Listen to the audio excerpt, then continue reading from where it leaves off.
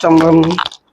தல நீரைகணி அப்பமோடவள் ஓரி கப்பிய கரிமுகன் கேணி கற்றிடும் அடி அவர் புத்தியில் உரைபவர் கற்பகமன வினை கடிதேகும் தமும் மதியமும் வைத்திடும் வரன் மகன் மற்பொரு தீரல் போயமதையானி மத்தர வயிறனை உத்தமி புதல்வனை மட்டவில் மலர் கொடு பணிவேனே தமிழடைவினை முற்படுகிறிதனில் முற்பட எழுதிய முதல்வோனே முப்புறம் எரிசதாச்சி வனுரை ரதம் அச்சது கொடி செய்த அதிதீரா அத்துயரது கொடு சுப்பிரமணிபடும் அப்புணம் அதனிடைவமாகி அக்குற மகளுடன் அச்சிறு முருகனை அக்கணமணமருள் பெருமா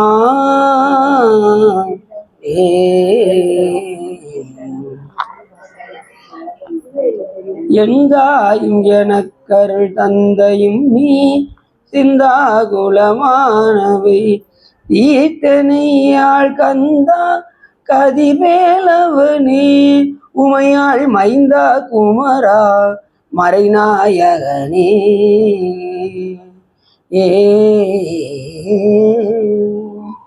புலியர்கோன் வெப்படித்த புகழியர்கோன் கடல் போற்றி ஆளுவிசை கல்வி தப்பினான் இந்த பிரான் அடி போற்றி வாலி திருநாவலூர் வண்தொண்டர் பதம் போற்றி ஊழிமணி திருவாதபுரன் திருத்தாள் போற்றி. எல்லாம் வல்ல சிவகாமிபாலுடன் ஆகிய வல்ல வைத்தியநாசனுடைய பெரும் கருணையினாலும் சிவகாமிபாலுடன் ஆகிய ஸ்ரீ சகஸ்திலிங்கேஸ்வர பெருமானுடைய பெரும் கருணையினாலும் நாம் இன்று சிவ தர்மோத்திரத்தில் ஜனன மரணவியல் பகுதி 2 பற்றி பேசுவதற்கு திருவருளும் குருவருளும் அடியாரர்களும் போட்டியுள்ளது. நாம் எப்பொழுதும் ஒரு பாடலை சிந்தித்து விட்டு செல்வோம். அதன் அடிப்படையில் என்று தவம், ஜபம், சந்தோடம், ஆத்திகம், தானம், சிவன் தன் விரதமும், சித்தாந்த வேள்வி, மகம், சிவபூசை, ஒளி மதி போல் 5 நிவம் பல செய்யின் நியமத்தனாமே என்று மிக அற்புதமாக திருமலதேவன் கூறுகின்றார். சென்ற முறை நியமத்தை பற்றி பார்த்தோம். எதையெல்லாம் விட வேண்டும் அப்படின்னு பார்த்தோம். இப்போ எதையெல்லாம் நாம் கடைபிடிக்க வேண்டும் என்பது நியமம். அப்போ நம்ம கடைபிடிக்க வேண்டியது எல்லாம் என்ன அப்படின்னா, ஃபர்ஸ்ட் சொன்னாரு தவம். தவம் என்பது என்ன? நமக்கு சரியை, கிரியை, யோகம், ஞானம் என்பது நமக்கு தவம். இறைவனுக்கு உடலால் தொண்டு செய்யணும், வாக்கினால் பணி செய்ய வேண்டும், மனதினால் பணி செய்ய வேண்டும். 3 முற்று பெற்றால் ஞானம் உண்டாகும். அதுதான் அடிப்படை தவம். காட்டில் போய் இருப்பது தவம் கிடையாது. நிறைய பேர் காட்டுக்கு போனாதாங்க தவம், நான் எல்லாத்தையும் திறந்துட்டேன் அப்படின்ட்டு ஒருத்தர் என்ன பண்ணாராம், திருச்சியிலேருந்து கிளம்புனாராம். நான் எல்லாத்தையும் விட்டுட்டேன், வீட்டையே நான் மறந்துட்டேன் அப்படின்ட்டு நான் சன்னியாசியாக போகிறேன்ட்டு போனாராம். திருச்சியிலேருந்து கிட்டத்தட்ட எங்கே போயிட்டாரு, சென்னை வரைக்கும் போயிட்டார். போயிட்டு ஐயோ அந்த வெள்ளிச்சொம்பை வெளியில் வச்சுட்டு வந்துட்டோமே அப்படின்னு மறுபடியும் திரும்பி வந்தாராம். வந்து ஏமா இங்கே வாமா, இந்த வெளிச்சம் எடுத்து உள்ள வைமா அப்படின்னு சொல்லிட்டு மறுபடியும். அப்போ என்ன பட்டு இருக்குன்னு பாரு. இப்படி இருந்தா இறைவன் மேலே பட்டு வருவா. அப்படி துறவுன்னா எப்படி இருக்கணும் அப்படின்னா, இறைவனை தவிர வேற எந்த சிந்தனையும் இருக்கக்கூடாது. 2வது இல்லறத்தில் இருந்துக்கிட்டு நாம் செய்யணும். அதுதான் உண்மையான துறவு. இல்லறத்தில் துறவு தான் ரொம்ப முக்கியமானது. நம்ம குழந்தை குட்டியோடு இருந்துக்கிட்டு கணவன் மனைவியும் சேர்ந்து நல்ல அறங்களை செய்து கொண்டே நாம் தவம் செய்ய வேண்டும். எந்நிலை நின்றாலும் எக்கோலம் கொண்டாலும் மன்னிய சங்கரந்தால் மறவாமை பொருள் என்றே தொன்னிய வேடம் தன்னை துறவாத தூய சிவம் தன்னை மிகும் அன்பினால் மறவாமை தலைநிற்றார். எந்த நிலையில் இருந்தாலும் நாம சங்கரன் தாளாகிய சிவபெருமானது திருவடியை மறவாமல் இருக்க வேண்டும். அதுதான் உண்மையான தவம். நமக்கு தவம்னு என்ன சொன்னாங்க? சிவபெருமானுடைய திருவடியை மறவாமல் இருக்கு. இல்லறத்தில் ஈடுபட்டு கொண்டு ஈசனை மறவாத நிலை, அதுதான் உண்மையான தவம். அதில் சொன்னாரு சரியை, கிரியை, யோகம், ஞானம் என்கின்ற படிநிலைகள். ஒரு வீட்டுக்கு போனா என்ன இருக்கும்? முக்கியமா படி இருக்குமா? படி இருக்கும்ல, இந்த வீடு போனோம். அது மாதிரி நம்ம வீடு பேரை அடைவதற்கு படிகள் இருக்கு. இந்த 4 படிகள் இருக்கு. சரியை, கிரியை, யோகம், ஞானம் என்கின்ற 4 படிகள். இந்த படியில் ஏறினா தான் நாம் இங்கே வர முடியும். அந்த படியில் ஏறினா தான் நாம் அந்த வீடு வேற அடையும். விதித்தன செய்தலும் விலக்கியன ஒளிதலும் என்று நமது அருளாளர்கள் கூறியிருக்கின்றார்கள். எதை விதித்ததை செய்ய வேண்டும், எதை தவிர்க்க வேண்டும் என்பதை அறிந்து நாம் ஈசனிடம் அன்பு செலுத்தி நாம் இந்த உலக வாழ்விலிருந்து நீங்கி இறைவனுடைய திருவடியை அடைவதற்கு உண்டான உபாயங்களை எல்லாம் இந்த பிறவில் நாம் தேடிக்கொள்ள வேண்டும். அதுதான் நமக்கு சொல்லப்பட்ட அரண். அதில் முதல் சொன்னார் தவம் அப்படின்னாரு. தவம், அதுக்கடுத்து ஜபம். தவத்தினுடைய அடுத்த கட்டம் என்னென்னா ஜபம். ஜபம்னா நம்ம எப்படி செய்வோம்? ருத்ராட்சத்தை வச்சு நாம் கணிப்போம். ருத்ராட்சத்தை வைத்து கணிப்பது ஒரு முறை, அதுக்கப்புறம் மனதால் எண்ணுவது ஒரு முறை, நாவினால் எண்ணுவது, அப்புறம் மனதுக்குள் நினைப்பது, அப்புறம் அறிவினால் கணிப்பது. இப்படி ஜபத்திலே பல நிலைகள் இருக்கு. மந்தம், மானதம், சுத்தமானதம் அப்படின்றது உரை. வெளியில சொன்னா உரை, நாவு மட்டும் சொன்னா மந்தம், மனசு மட்டும் சொன்னா மானதம், அறிவினால் கணித்தால் அது சுத்தமானதம் என்று பெயர். இப்படி அறிவினால கணிக்க கணிக்க அறிவோடு அறிவாக இறைவன் கலந்து நமக்கு பேரானந்தத்தை கொண்டு பண்ணுவார். அப்ப நம்ம என்ன செய்யணும் அப்படின்னா, அறிவினால் கணிக்கக்கூடிய உபாயங்களை நம்ம தேட வேண்டும். முதல்ல ஆரம்பத்தில் எப்படி சொல்லுவோம்னா, வாய்க்குள்ள முதல்ல வெளியே சொல்லுவோம், அப்புறம் நாவில் மட்டும் உச்சரிப்போம். சிலர் பார்த்தீங்கன்னா உச்சரிக்கிறது வெளியில தெரியுது, வெளியில தெரியக்கூடாது. ஜெபம் பண்ணும்போது நாவில் சொல்றது வெளியில தெரியக்கூடாது, உள்ளுக்குள்ள நாவு மட்டும் தான் சொல்லணும், வாயை மூடிடணும். அடுத்த நிலை மனதினால் நினைப்பது, அதுக்கப்புறம் அறிவினால் கணிப்பது. இறைவனோடு அறிவோடு அறிவாக கணிப்பது என்றால் என்ன அப்படின்னா, சிவம் மட்டும் தெரியணும். நீங்கள் ஒவ்வொரு மந்திரம் சொல்லும் போதும் சாமி மட்டும் தெரியணும், வேற எதுவும் தெரியாமல் இருந்தால் அது அறிவோடு அறிவாக கணிப்பது. அப்படிதான் இருக்கணும். உரை, மந்தம், மானதம், சுத்தமானதம் என்கின்ற நிலையில நாம ஜெயிக்கணும். இது அவங்களுக்கு அப்படி தவம், ஜபம். சார் ஒரு தடவை மாலை கொடுங்க சார், சின்ன மாலை கொடுங்க, கொடுங்க சார், கொடுங்க. அப்ப உரை, மந்தம், மானதம், சுத்தமானதம், இந்த நிலையில தான் நாம் என்ன செய்ய வேண்டும்? கணிக்க வேண்டும். அப்போ ஜெபம் பண்ணும்போது யாரும் பார்க்கக்கூடாது. நீங்கள் ஜெபம் பண்ணும்போது பலர் பார்வையிட்டால் பலியா ஜெபங்கள் பலர் பாரா வண்ணமே ஜெபி என்று நமக்கு நூல்கள் சொல்லப்பட்டிருக்கின்ற காரணத்தினால் நாம் பிறர் பாராத வண்ணம் நாம் ஜெயிக்க வேண்டும். சில பார்த்தீங்கன்னா, நாலு நம்ம சொந்தக்காரங்க யாராவது வந்துட்டாங்கன்னா அவங்க தெரிகிற மாதிரியே ஜெபம் பண்ணுறது. இவங்க தான் இருக்கிறதுலே வழிபாடு பயங்கரமாக பண்ணுற மாதிரி. அந்த ஆமாம், இந்த உங்களுக்கு இது சாமி பாதத்தில் வச்சுருங்க. அம்பாளுக்கு ஒன்று சிறுசு அம்பாளுக்கு, இந்த சிவம்பளுக்கு, பெருசு அவங்களுக்கு நம்ம இது நாகமணி சார். ரெண்டுமே சாமி பாதத்தில் வச்சிருக்கேன். ஆமாம் ஆமாம், அதை வச்சு அங்கே வைக்கணும்னு நினச்சேன். இது ருத்ராட்சத்தை எடுத்து பார்த்துட்டேன். சரி சரி, அங்கே சாமி பாதத்தில் வச்சு. அப்போ அறிவினால் கணிக்க வேண்டும். அது ஜபம். பலர் பார்வையிட்டால் பலியா ஜபங்கள் பலர் பாராவண்ணமே ஜெபி. அதனால் பிறர் பாராவண்ணம் நம்ம ஜெபிச்சா மார்க்கு கூட, 100க்கு 100 மார்க் வேணும்னா பிறர் பாராவண்ணம் ஜெபிக்கணும். எனக்கு இல்லைங்க, எனக்கு பாதி போதும் அப்படின்னா நீங்கள் எத்தனை இருந்தாலும் வாங்க. அடுத்து சந்தோடம் அப்படின்னா பேரின்பத்தை பிறருக்கு கொடுத்தல், அதாவது பேரின்பத்தை அனுபவித்தல். எது? சந்தோஷம். இதனால நமக்கு என்ன உண்டாகும்? பேரின்பம் உண்டாகும். தவம் ஜபம்லாம் பண்ணோம்னா நமக்கு பேரின்பம் உண்டாகும். அதான் சொன்னார் சந்தோஷம். ஆத்திகம் அப்படின்னா தெய்வ நம்பிக்கையோடு இருத்தல். சார், நாத்திகம்னா தெய்வ நம்பிக்கை இல்லாதவர்கள், ஆத்திகம் அப்படின்னா தெய்வ நம்பிக்கை உடையவர்கள். எத்தனையோ பேர் கடவுள்லாம் சொல்லிக்கிட்டு இருக்காங்க. நிறைய பேர் அதெல்லாம் கடவுள்லாம் ஒன்று கிடையாதுங்க, நாமளே கடவுள்.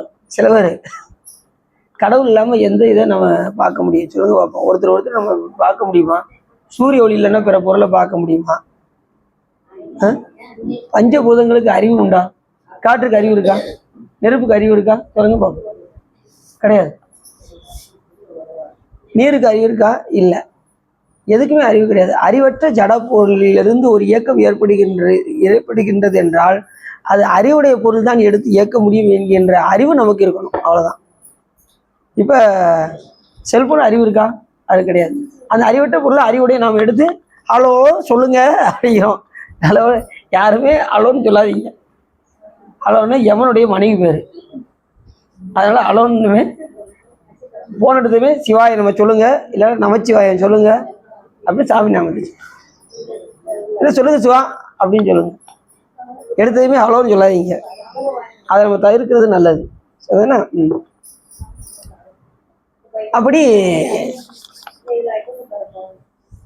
நாத்திகம் உடையவர்கள்லாம் இறைவனை நம்பாமல் நாமளே கடவுள் என்று இருப்பார்கள். அவர் யாரு? நாத்திகம் பேசுபவர். ஆத்திகம் உடையவர்கள் எப்படின்னா தெய்வ நம்பிக்கையோடு இருப்பவர்கள் ஆத்திகம். அப்போ தெய்வ நம்பிக்கையோடு நாம் இருத்தல் வேண்டும்.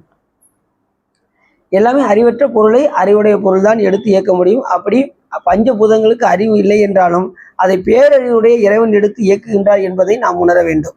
சரிதானா? நம்ம சத்துக்கு தகுந்த மாதிரி எப்படி அறிவற்ற பொருளை நாம இயக்குறோமோ அறிவுடைய நாம, அதே போல பஞ்சபூதங்களுக்கு அறிவில்லை என்றாலும் அதை எடுத்து இயக்கக்கூடிய ஆற்றல் இறைவன் ஒருவருக்கே உண்டு. அதனால நம்ம இறை நம்பிக்கையோட இருக்க வேண்டும். முதல்ல என்ன சொன்னோம்? தவம், அப்புறம் ஜபம், அப்புறம் சந்தோஷம், அப்புறம் ஆத்திகம், அப்புறம் தானம். பிறருக்கு தானத்தை கொடுத்தல். யாராக இருந்தாலும் தான தர்மங்கள் செய்தல். இதெல்லாம் செய்யக்கூடியது. சென்ற முறை எதெல்லாம் செய்யக்கூடாதுன்னு சொன்னோம். இப்போ எதெல்லாம் செய்ய வேண்டும் அப்படிங்கிறத பற்றி பார்க்குறோம் நியமத்தில். நியமம் என்றால் விடுவதை விளக்கியன ஒழிதல். இது விதித்தன செய்தல் நியமம். ஏற்கனவே தான தர்மத்தை பற்றி நிறைய சொல்லியாச்சு. தான தர்மங்கள்லாம் முடிஞ்ச அளவுக்கு இந்த பிறவியில் எவ்வளவு செய்ய முடியுமோ, ஒரு வாய்ப்பு கிடைக்கிற டக்குன்னு ஒரு அடியாருக்கு ஏதாவது என்ன செஞ்சிடணும், உங்களால் ஏன்றதை வாய்ப்பு கிடைக்கும் போது. அதுக்கப்புறம் உங்களுக்கு வாய்ப்பு கிடைக்குதான்னு சொல்ல முடியாது. இன்னைக்கு கையில் ஒரு 10 ரூபா இருக்குது, இதை ஒரு அடியாருக்கு செய்யலாம் அப்படின்னா உடனே அந்த மனம் இருக்கும்போதே செஞ்சிடணும். யோசிச்சோன்னு வச்சுக்கோங்களேன், அந்த மனம் இருக்காது. அடுத்து 10 ரூபா செய்யணுங்கிற எண்ணம் வராது. அது உங்கள் கையில் தான் இருக்கும். அது சிவபுண்ணியமாக ஆகாது. இது அவங்களுக்கு இருக்கும்போதே தான தர்மங்களை எல்லாம் செய்த வேண்டும். அடுத்து சிவன் தன் விரதமே விரதம். சிவபெருமானுக்குரிய விரதங்களை கடைபிடிப்பது. மொத்தம் சிவவிரதங்கள் எத்தனை இருக்குன்னா 8 இருக்கு. கந்தபுராணம் நமக்கு சொல்லுது. அந்த 7வது காண்டத்துல உபதேச காண்டத்துல 7 விரதங்களை பற்றி சொல்லப்பட்டிருக்கு. சில பேர்லாம் விரதம்லாம் அப்படிலாம் ஒன்று கிடையாதுங்க அப்படிம்பாங்க. விரதங்கள் இருந்தால் சிறப்பு. ஏனென்றால் விரதம் இருந்து பார்த்தால் தெரியும். அதாவது பிறருடைய பசியை உணர முடியும். 2வது நம்மளுடைய உடம்பும் தூய்மையாக ஆகும். 2வது சாத்விக குணம் உண்டாகும். விரதம் இருக்கிறவங்களுக்கு என்ன குணம் உண்டாகும்? சாத்விக குணம் உண்டாகும். அமைதியாக இருப்பாங்க. நீ விரதம் இருக்கிறவங்க பார்த்துருக்கீங்களா? திருச்செந்தூரில் போய் பாருங்க. எல்லாரும் சொற்பொழிவு கேட்டுக்கிட்டு பச்சை தண்ணி கூட என்ன செய்ய மாட்டாங்க, குடிக்க மாட்டாங்க. சில பேர் பச்சை தண்ணி கூட குடிக்க மாட்டாங்க. சில பேர் தண்ணி மட்டும் குடிச்சிக்கிட்டு 1 மணி நேரத்துக்கு ஒருக்கா சொற்பொழிவு நடந்துக்கிட்டே இருக்கும். உட்காந்து கேட்டுக்கிட்டே இருப்பாங்க. அப்படின்னு ஆரம்பத்தில் அங்கே உட்காந்து கேட்டவன் தான். அங்கே கேட்டுட்டு தான் இப்போ சொற்பொழிவு பேசுகிற அளவுக்கு சாமி வச்சுருக்காரு. அது நோட்ஸ் எடுத்துக்கிட்டே இருப்பேன். ஒருத்தங்களா 1 மணி நேரம் பேசிக்கிட்டே இருப்பாங்களா, நோட்ஸ் எடுத்துக்கிட்டே இருப்பேன் அப்படின்னு. சாமி திருவள்ளால அப்படிதான் அடியனுக்கு பேசணுங்கிற அந்த இதை உண்டு பண்ணார் சாமி. 2வது வாரிய சாமியுடைய உரை அடியனுக்கு ரொம்ப பிடிக்கும். அதுக்கப்புறம் சிவகுமார் ஐயா, நம்ம குளித்தலை ராமலிங்க ஐயா போன்ற எல்லாருடைய சொற்பொழிவு கேட்டு நம்ம அடியனுக்கு சொற்பொழிவு பண்ணுங்கிற அந்த விருப்பம் வந்தது. அதுக்கப்புறம் திருவருள் கூட்டிட்டு சாமியுடைய திருவருளால் நம்ம தொடர்ந்து பேசுவதற்கு திருவருள் நமக்கு கூட்டி வச்சிருக்கிறதுனால நம்ம பேசிகிட்டு இருக்கோம். அது மாதிரி அடியனை பேசுமாறும் உங்களை கேட்குமாறும் யார் பண்ணிச்சிருக்கா? சிவபெருமான் பண்ணிச்சிருக்கா. அடியன் தான் சொல்கிறேன், சொல்லுங்க பார்ப்போம். யார் சொல்கிறா? உள்ளேருந்து சாமி தான் சொல்கிறேன். கேட்குறது நீங்களா கேட்கீங்க? சாமி தான் கேட்க வைக்கிறேன். சரிதானா? அந்த உணர்வோடு கேட்கணும். நான் எவ்வளோ விஷயம் கேட்டிருக்கேன் தெரியுமா சொற்பொழிவில் அப்படின்னு சொல்லக்கூடாது. கேட்ட விஷயத்தில் 2வது பிறருக்கு போய் எடுத்து சொல்லணும். இந்த மாதிரி இன்றைக்கி சொற்பொழிவுக்கு போனேன், இந்த விஷயத்தை கேட்டேன், இதை தெரிஞ்சுக்கோங்க அப்படின்னு நம்ம வீட்டு ஆள்கிட்ட போய் விருப்பம் இல்லாதவங்க சொல்ல வேண்டாம். இங்கே நீ என்ன சொல்ல வேண்டாம் எனக்கு தெரியும், ஒன்றும் சொல்ல வேண்டாம் அப்படின்னு இருக்கிற ஆள்கிட்டலாம் சொல்லக்கூடாது. ஒருத்தர் என்ன பண்ணாராம், ஒரு 2 வீட்டில் அந்த ஐயா சொற்பொழிவு நல்லா கேட்டு வருவாராம். சொற்பொழிவு கேட்டு வந்தார். இந்த அம்மா, என்னையா எப்போ பார்த்தாலும் சொற்பொழிவுன்னு போகிறேன், என்னத்தை தான் அங்கே போய் கேட்பியோ, எங்கே நீ சொற்பொழிவு கேட்டதை கொஞ்சம் சொல்லு அப்படின்னாராம். அப்படின்னு அந்த அம்மா சொல்லிச்சான். இப்படின்னாராம், எனக்கு ஒன்றும் சொல்ல தெரியல அப்படின்னாராம்.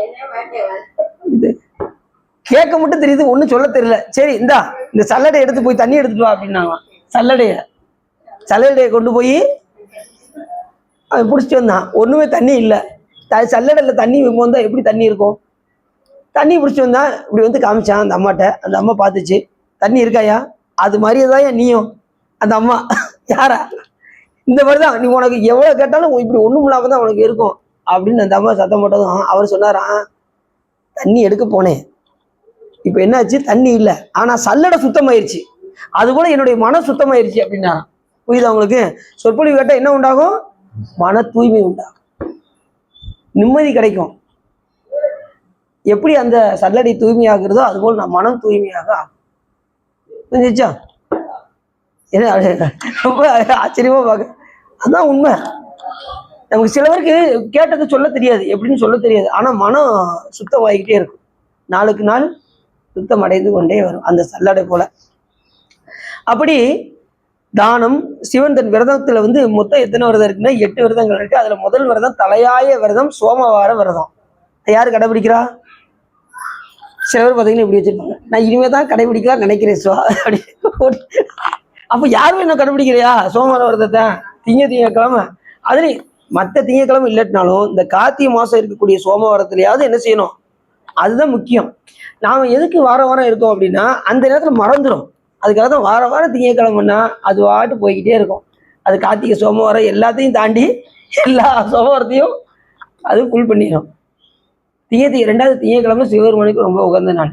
சோமவார விரதம் இருந்தால் எப்படி சிவபெருமானே கதின்னு போய் அவர் திருவடியை போய் அடைந்தாரோ அதே போல் சிவபெருமானே கதி என்று நாம் சோமவார விரதம் இருந்தால் இனி பிறவாத நிலையை நாம் அடைவோம். அது எந்த விரதம்? இனி பிறவியே இல்லாத நிலையை கொடுக்கக்கூடிய விரதம் இந்த சோமவார விரதம். அதனாலதான் தலையாய விரதம்னு சொன்னாங்க. எந்த விரதத்தை? சோமவார விரதம். அது என்னைக்கு செய்யறது? கார்த்திகை மாசம் இருக்கக்கூடிய ஒவ்வொரு சோமவாரத்திலையும் விரதம் இருப்பது சிறப்பு.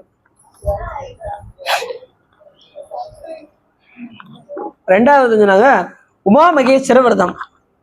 உமா மகேஸ்வர விரதம் எப்ப இருப்பாங்க தெரியுமா உங்களுக்கு? கார்த்திகை பௌர்ணமி என்று இருப்பாங்க. உமா மகேஸ்வர விரதம் கார்த்திகை. முதல்ல சோமவார விரதம் வந்து கார்த்திகை சோமவாரம்.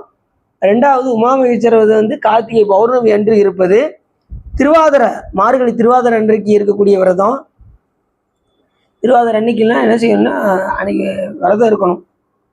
முதல் நாள் மதியத்திலிருந்து ஆரம்பித்து இரவு சாப்பிடக்கூடாது. மறுநாள் சாமியெல்லாம் பார்த்துட்டு இல்லை சப்பரம்லாம் சுற்றி வந்து அதுக்கப்புறம் தான் விரதம் இருக்கணும்.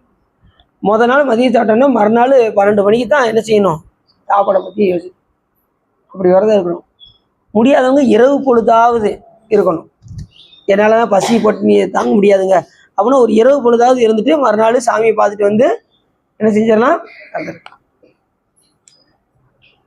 திருவாதிரை, மார்கழி திருவாதிரை, ஆருத்ரா தரிசனம். அன்னைக்கு சாமி எப்படி இருப்பாரு?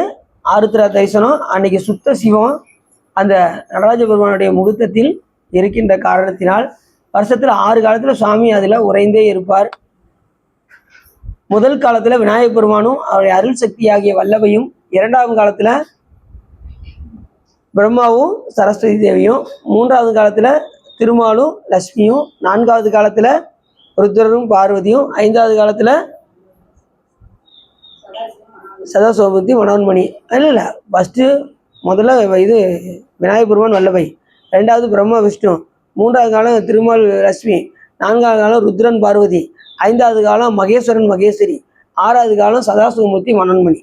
இந்த 6 காலத்திலையும் ஒருத்தரும் ராஜபெருமானை வழிபாடு செய்வார்கள். இப்போ வரப்போகிறது அடுத்தது வரப்போகிறது தெரியுமா உங்களுக்கு? மார்கழி திருவாதிரை. எல்லாரும் விரதத்தை ஆரம்பிச்சிடலாமா? அப்படி தாங்க நினைக்கிறோம். அங்கே போனது களியை பார்த்ததுமே எங்களுக்கு வருது பாருங்க ஆசை. அந்த களியை வாங்கி சாப்பிடாம விடுறது இல்லைன்னு முடிவு பண்ணிட்டோம். உண்மையிலே சாமி வந்து என்ன பண்ணாரு? களியை வாங்கி சாப்பிட்டாரு. என்ன சாப்பிட்டாரு சாமி? என்ன சாப்பிட்டா தெரியுமா? வெந்த சோறு, பழைய சோறு சாப்பிட்டாராம். அத திருவந்தியால அழகா சொல்லுவார். வெந்த சோறாம், வெந்த அவிழ்ந்த அவிலை. அவிழ்ந்த அவல்னா வெந்த சோறு, பழைய சோறு. அவிழ்ந்த அவலை அவிழ்ந்த சடையா இருக்கு, அவிழ்ந்த துணியில வச்சிருந்தாராம். அவிழ்ந்த துணியில அவிழ்ந்த சடையா இருக்கு, அவிழ்ந்த அவிலை கொடுத்ததுனால அது இன்னமுதமாக ஆயிடுச்சு. யாருக்கு? அவிழ்ந்த சடையா இருக்கு, அது இன்னமுதமாக ஐயது அப்படின்னு நமக்கு நூல்கள் சொல்லுது. அங்கே களின்னா சொல்லியிருக்காங்க. ஆனால் எல்லாம் பார்த்தீங்கன்னா அது எதுக்காக சொன்னாங்க அப்படின்னா, திருவாதிரை அன்று ஒரு வாக்கு அழி, ஒருத்தருக்கு நல்ல வாக்கு அழின்னு சொல்லியிருக்காங்க. இவங்க பூரா இவங்க எல்லாம் களி ஆக்கிட்டாங்க. ஒரு திருவாதிரைக்கு ஒரு வாக்கு அழி, இது என்ன பெரிய ஒரு வாக்கு அழி சாப்பிட்டா போதும் அப்படின்னு நினைக்கிறாங்க. ஒரு வாக்கு அழின்னு அர்த்தம். திருவாதிரை அன்று ஒரு நல்ல சொல்லி அவங்கள கடைப்பிடிக்க வைக்கணும், அதுதான். சரி, அப்படி நம்ம இதை இதுக்கெல்லாம் 1 மணி நேரம் வேணும் இந்த ஒரு பாட்டுக்கு விளக்கம் எடுக்கிறதுக்கு. நம்ம புராணத்துக்குள்ள வேற போனோம், கொஞ்சம் வேகமாக முடிச்சிடும். திருவாதிரை இது அடுத்து வந்து மகா சிவராத்திரி அன்று, மாசி அமாவாசை அன்று, மாசி மாதம் அமாவாசையும் சதுர்த்தசியும் சேர்ந்த நேரத்தில் வரும் பாருங்க, மகா சிவராத்திரி அன்று விரதம். முதல் நாள் மதியத்துலேருந்து மறுநாள் மதியம் வரைக்கும் இருக்கணும். அடுத்து வந்து பார்த்தீங்கன்னா கல்யாண விரதம், பங்குனி உத்திரம் அன்று விரதம் இருத்தல், பங்குனி உத்திரம். அடுத்தது பாசுபத விரதம், தைப்பூசம் அன்று, தைப்பூசமும் பௌர்ணமி சேர்ந்த நாள் வரும், அந்த நாள் தான் பாசுபத விரதம் அன்று விரதம் இருப்பது. அடுத்து வந்து அஷ்டமி, வைகாசி வளர்பிறை அஷ்டமி, வைக்கத்து அஷ்டமிவாங்கல்ல அந்த அஷ்டமி எந்த மாதம் வரும்? வைகாசி மாதம். அடுத்து இது கேதார கௌரி விரதம், ஐப்பசி அமாவாசை அன்று தீபாவளி அன்னைக்கு விரதம் இருக்கணும். யாராவது இருப்பீங்களா? நீங்க எந்த நாள் வேணாலும் சொல்லுங்க, இந்த தீபாவளி அன்னைக்கு மட்டும் எதுவுமே நீங்க எது சொன்னாலும் என் காதுல கேட்கவே கேட்காது. அப்படி அடிக்கடி நிறைய தடவை படிக்கிறோம், ஆனா தீபாவளி அன்னைக்கு மட்டும் விரதத்தெல்லாம் ஒத்தி வைக்க அப்படின்னு சொல்லி உங்களுக்கு தீபாவளி அன்று நாம விரதங்களை எல்லாம் கொஞ்சம் ஒத்தி வைக்க வேண்டியது. ஏன்னா காலையில் இருந்தது ஸ்வீட் வந்துடும், அப்புறம் இட்லி சுட வச்சுக்கிட்டு இருப்பாங்க. நீங்க மட்டும் விரதமா இருந்தீங்கன்னு வச்சுக்கோங்க, எப்படி பார்த்துக்கிட்டே இருப்பீங்க ஒரு ஆளையாவும். சில பேர் பார்த்தீங்கன்னா சாப்பிடுங்க எவ்வளவு சாப்பிடுங்க அப்படின்ட்டு அப்படியே பார்த்துக்கிட்டே இருப்பாங்க. அப்புறம் நல்லா தெரிஞ்சுக்கோங்க, விரதம் இருப்பவர்கள் நினைப்பு கூட வரக்கூடாது, சாப்பாட்டு மேல நினைப்பு கூட வரக்கூடாது. நீ நினைச்சிட்டீங்கன்னா நீங்க நினைக்கிறதுக்கு நீங்க சாப்பிடவே செஞ்சிடலாம். ஏன்னா நினைச்சாலும் என்ன ஆகும், என்ன உண்டாகும். நினைச்சா அந்த நேரத்தை சுத்தமா மறந்து இருக்கிறது, அந்த நேரம் இறை சிந்தனையில இருக்கணும். முக்கியமா என்னன்னா, விரத நேரத்துல சாப்பிடாம இருப்பது கூட, சில பேர் சாப்பிட முடியலன்னா பால் பழம் கூட சாப்பிட்டுக்கலாம். ரொம்ப வயிறு பசிக்கு அப்படின்னா பால் பழம் கூட சாப்பிட்டுக்கலாம், தப்பு கிடையாது, பட்னியா இருக்கணும்னு சொல்லலை. ஆனா அந்த நேரத்துல தீயனவற்றை தவிர்த்து நல்லனவற்றை செய்ய வேண்டும். தீயதை தவிர்க்கணும் விரத காலத்துல. அந்த நேரத்துல போய் தீயது செஞ்சுக்கிட்டு வந்து வச்சுக்கோங்க, ஏன்னா இந்த உயிர்கள் எந்த நேரமும் தீயது செஞ்சுக்கிட்டே இருக்கும். கொஞ்சம் நீங்க லூஸை விட்டு பாருங்க, என்ன கதி ஆகுதுன்னு மட்டும் பாருங்களேன். இந்த ஏரியாவை தாண்டிடுச்சுன்னு வச்சுக்கோங்களேன், ஆமா உன் வீட்டுக்காரருக்கு என்ன சொல்லிக்கிட்டு இருக்காரு அப்படின்னு இங்க வீட்டுக்காரரை பத்தி பேச ஆரம்பிச்சிருவாங்க.